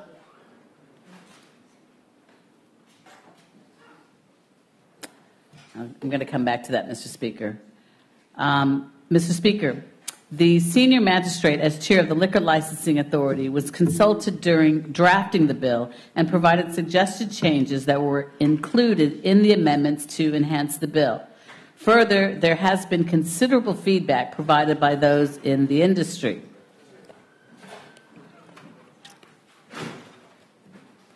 All these recommendations were particularly instructive and carefully considered. Just a moment, Mr. Speaker.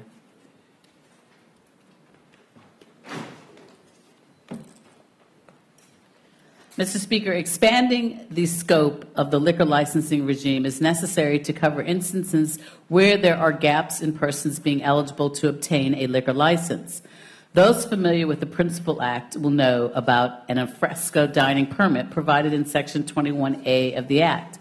This permit allows for a restaurant license holder to obtain a permit to sell alcohol in an open-air area adjoining the licensed premises and is designated in a sketched plan submitted with the application for the alfresco dining permit. The Act presently does not afford the opportunity to sell or supply alcohol at a catered event at an off-site venue. Accordingly, Mr. Speaker, the amendment provided in Clause 10 of the bill gives the holder of a restaurant license the ability to apply for a permit to serve alcohol when providing catering services at off-site venues. A catering permit is attached to a restaurant license granted under the Act, and there is no fee for a catering permit. The holder of a restaurant license can apply for a permit to sell or supply alcohol at an at a venue that is not adjoined to the restaurant. To be eligible, the restaurant has to operate a catering business as part of the business.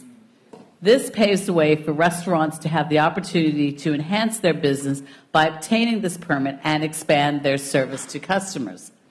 Mr. Speaker, provisions have also been added to grant 2 new classes of license. The first is an itinerant restaurant license, which will allow the holder of a license under the Public Health Food Regulations of 1950 to operate an itinerant restaurant to apply for a license to serve alcohol at an event or gathering.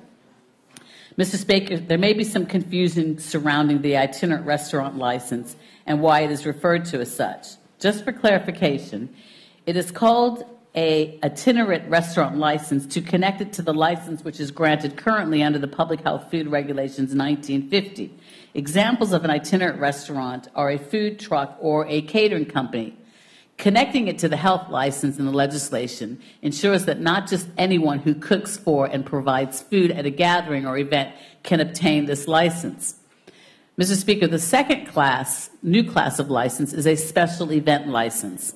A special event license is for temporary or infrequent events that fall outside the parameters of the criteria for the classes of license presently available under this Act. This license will allow for the supply of alcohol at private or promotional events or the sale of alcohol at a public event. Examples of a special event include a sip and shop at retail stores and the increasingly popular wine tasting events. Mr. Speaker, the amendments provided in Clause 12, that is a special event license, may be granted for, 1, a private event, which is not for profit, for example, for the supply and not for the sale of alcohol to invited guests. 2, a public event, which is for profit, for example, Mr. Speaker, for the sale of alcohol and open to the public. Or 3, a promotional event to promote a product containing alcohol through sampling, which is not for profit, for example, for the supply and not for the sale of alcohol. Mr. Speaker, it is important to highlight that the new classes of permit and licenses address concerns raised by the Bermuda Tourism Authority. The BTA advised that due to a lacuna in the Act, designation weddings that more often than not requiring catering services were in jeopardy. Serving alcohol at these weddings is presently unlawful, so with the expanded classes of permits and licenses, alcohol will now be able to be lawfully supplied at destination weddings. Mr. Speaker, it is also worth noting that Forms 17 to 19 inclusive under Clause 22 of the bill are quite instructive as to the requirements for a catering permit, an itinerant restaurant license, and a special event license. The form of permit and license will clearly specify the event, the location, which includes the complete address, the date and times, which are the hours of operation, for the sale or supply of alcohol at the event. The new permit and licenses will be granted subject to the same conditions as an existing permit or license as provided for in Section 15 of the Act. Mr. Speaker, particular attention was also given to reform the governing body that grants and renews liquor licenses in Clauses 5 and 20 of the bill. Presently, there are 3 liquor license authorities that are divided into separate licensing districts as provided in Section 3 of the Act. Each licensing district encompasses 3 of the 9 parishes, and persons are appointed from each parish within a district. In 1974, this model presumably ensured that the membership would be more attuned to related issues within each district, such as the suitability of proposed venues for alcohol sales. However, Mr. Speaker, today, with increased mobility, etc., the requirements used to constitute the liquor licensing authority pursuant to Section 4 of the Act on the basis of geographical stipulations is no longer justifiable. Ease of transportation and communication means that there is no geographical remoteness or isolation.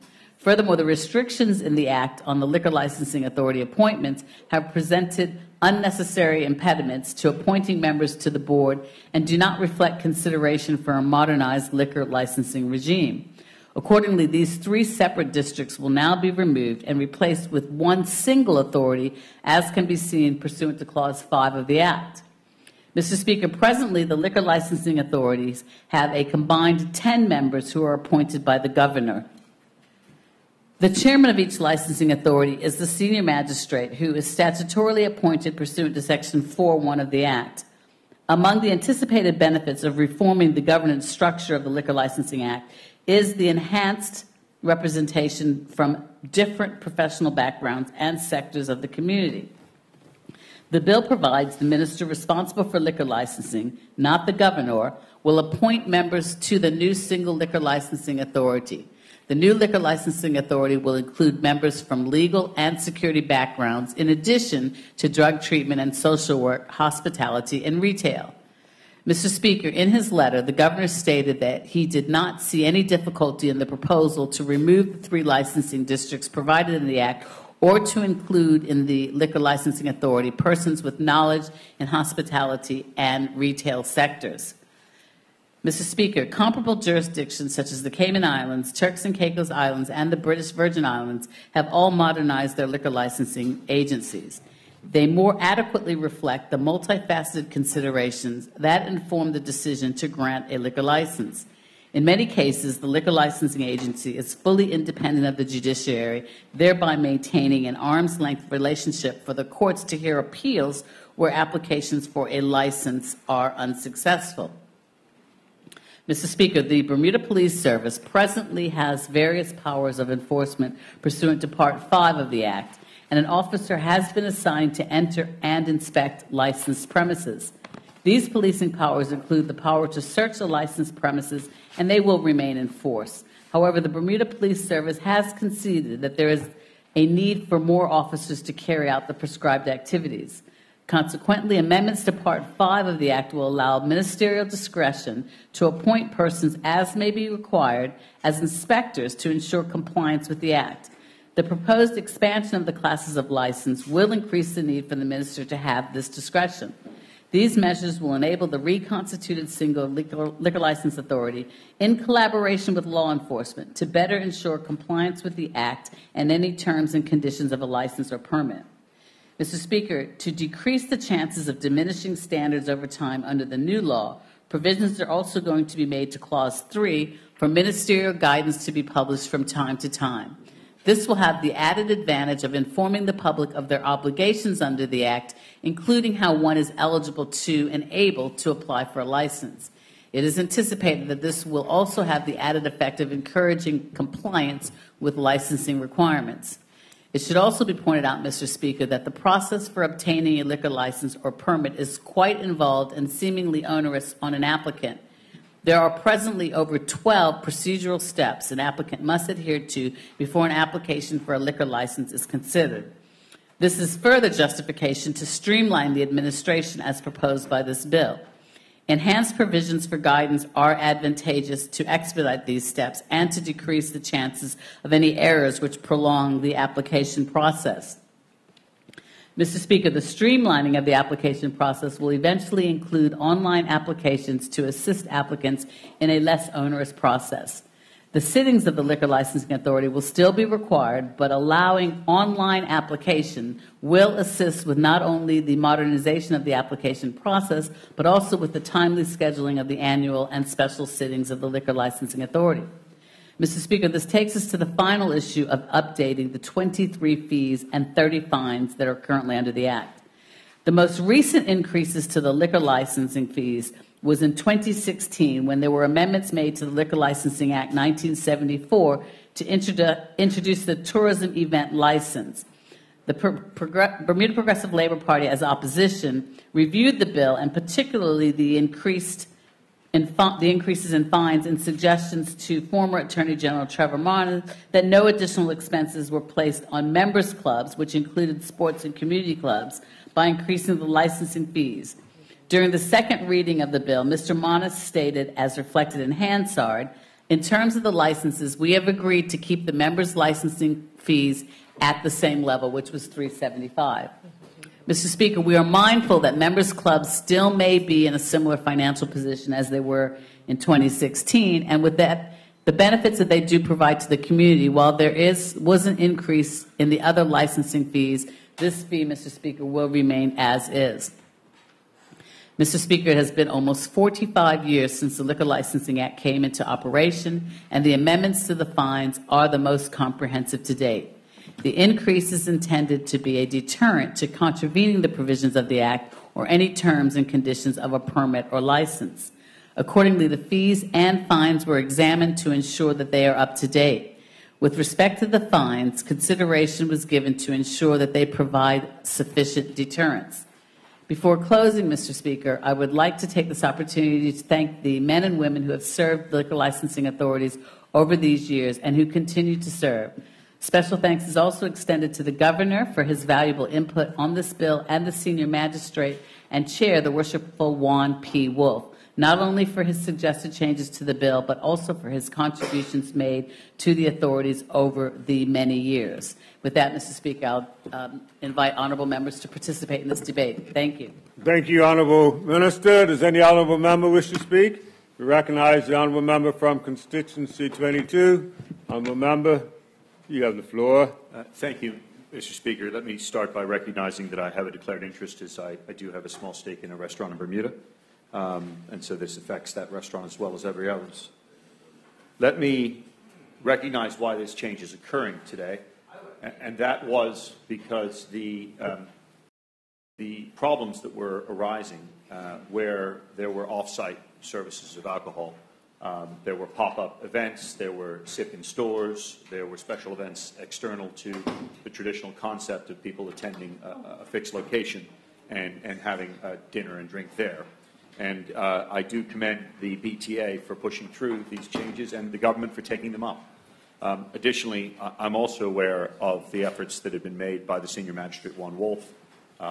This has been something that he, I know, has put a lot of thought and work into, together with his support staff there at Dame Lois.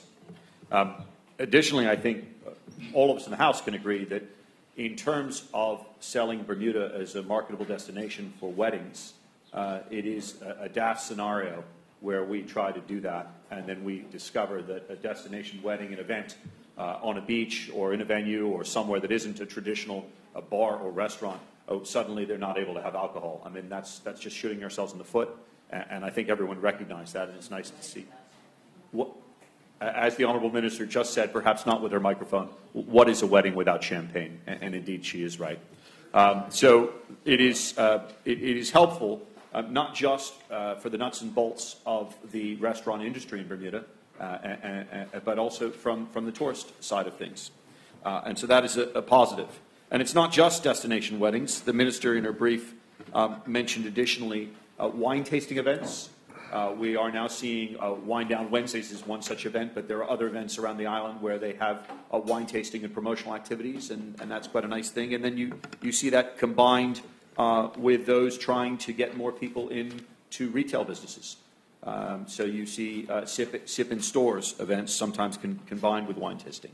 And so that's a positive, because now that we do have the opportunity for late-night shoppers, particularly when the cruise ships are in, it is a nice thing for a store, if it wishes, to incur that cost, to try to encourage people to come in and to shop and to, again, perhaps have a small glass of champagne, as long as they are safe in how they're driving. As to the itinerant restaurant license, this was an unaddressed area previously. As the Minister said, there is a new permit coming in and two new forms of licenses. So there's a catering permit, and then there's a new license for itinerant restaurants and for special events. There's two new categories of licenses. And then, of course, there is a substantial increase in fines, which has been explained by the Honourable Minister. There's also an increase in fees, and I'll just deal with that in the committee stage. But just on those 3 points, the catering permit was a much identified lacuna in the current legislation, and it was something that our purveyors of wines and alcohols, the Bermudian businesses, pointed out. And it's good to see that this has now been settled, and we're supportive of the way that this has been dealt with.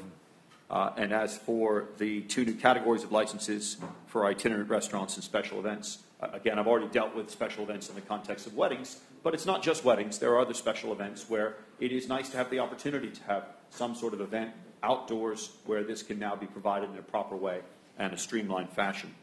Likewise, for itinerant providers, food trucks is quite a trend now, and you see on the food channels on television people who go out from their restaurant, have a food truck, and that's something that's catching on here, or has already been in Bermuda, but is developing here and in a positive way.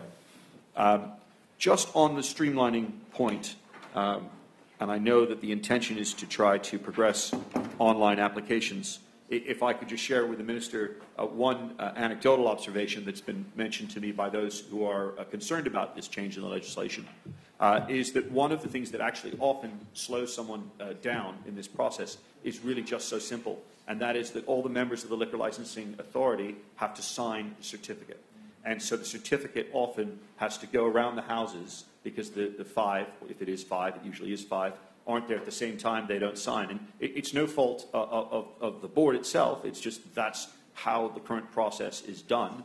And my respectful suggestion, or rather the suggestion made to me by someone else is why not just allow the senior magistrate in his or her capacity as chairman just to sign on behalf of the board generally and not require the process to be slowed down to that effect. And so that is just one suggestion that was made to me, which I pass along, as it seems a very commonsensical one. Other than that, unless any of my colleagues on this side of the aisle intend to speak to the bill, it's good to see this reform, and it's good to see what's being done to advance and benefit Bermuda as a tourist destination and also for Bermudians here at home. Thank you, Mr. Speaker. Thank you, honourable member. Does any other honourable member wish to speak? We recognise the honourable member. Minister Simmons, you have the floor. Thank you, Mr. Speaker. And I appreciate, I'm sure the minister appreciates the opposition's support for this worthwhile change and reform. Mr. Speaker, during my tenure as Minister of Tourism, we saw this as an area of priority for being reformed. We saw a need to modernize a process that had not been modernized for decades to reflect the realities of today. But I think that in the contents of this reform, and as we sort of make it a better balance between protecting the public from the perils of alcohol and the new and growing economic opportunities outside of traditional framework, the balance had to be kept, Mr. Speaker. And so if you look, we have all seen the statistics and the numbers that have indicated that drinking and the associated effects have been on the rise since the recession first hit. You've seen that it has become one of the go-to sedatives to address some of the social ills that have stemmed from loss of employment, loss of opportunity, underemployment, and things of that nature. And so there is the need to make sure that that is managed and contained outside the help and services, which is why the government successfully implemented the sobriety checkpoints. And we've seen the impact already. But, Mr. Speaker, when we look at some of the challenges that were being faced by our hotels, our restaurants, our caterers, the list goes on. There was a need to streamline and to get some efficiency into the process that I think that many Bermudians will welcome. And I think that, you know, when I speak to one experience with the organizer of Bermuda's Heroes Weekends, under the original act that started the Bermuda Tourism Authority Act, the chairman of the BTA was given the power to designate something as a tourism event. And that should have worked hand in hand with the Liquor Licensing Authority to just process along. But where you came challenged is that you had to justify a tourism event. And so you had an instance with the Bermuda Heroes Weekend where trying to justify that this wasn't a local event, it slowed the process down.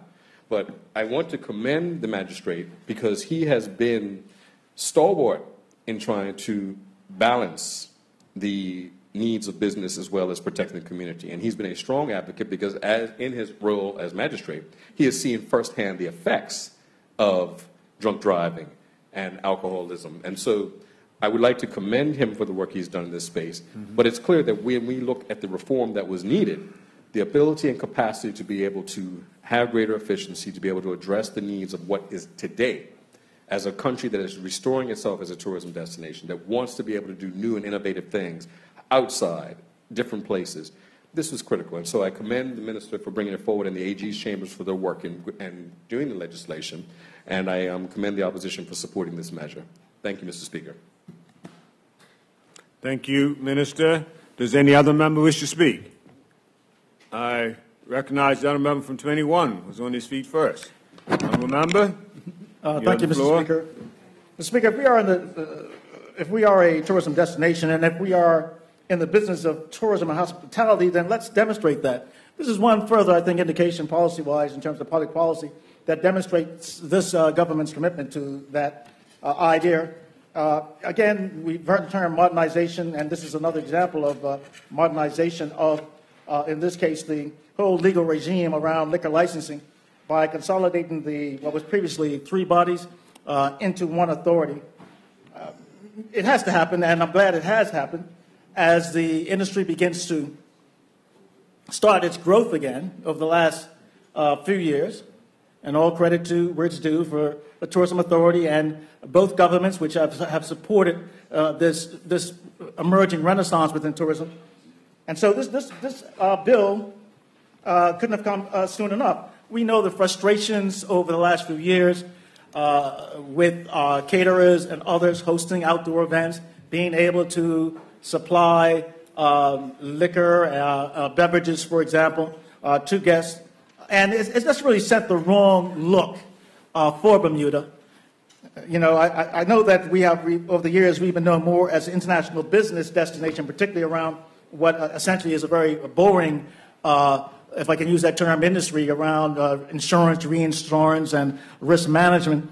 And to some degree, I think the culture that permeates in that domain has sort of permeated throughout the country, and we've become a little too straight-laced to such a degree that the Bermuda we knew during the golden era of tourism, with the culture that existed then, was far more amenable, I believe, in ensuring that visitors of all demographics were able to enjoy a very unique Bermuda experience and were able to revel within Bermuda culture that was exemplified by the persons who worked within the industry and the norms which existed then.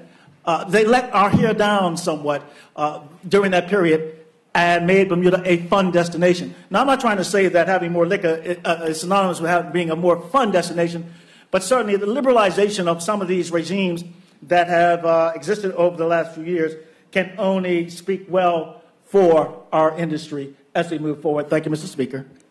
Thank you, Honourable Member. Thank you, Honourable Member. Does any other Honourable Member? We recognize the Honourable Member from Constituency 36, Honourable Member Scott. You have the floor. Good morning, Mr. Speaker. Good morning. You for the mindful it's opportunity. 2 minutes before that 2 magical minutes? time. Yes. Shall we go to lunch? I'm happy to carry on. Were you going to be short, or are you going No, to? I was going to go through it. Your colleague answered that one. Your colleague answered that one for me, member.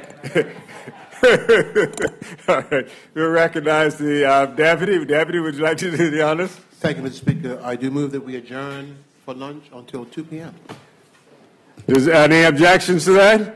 No objections? We stand adjourned until 2 p.m.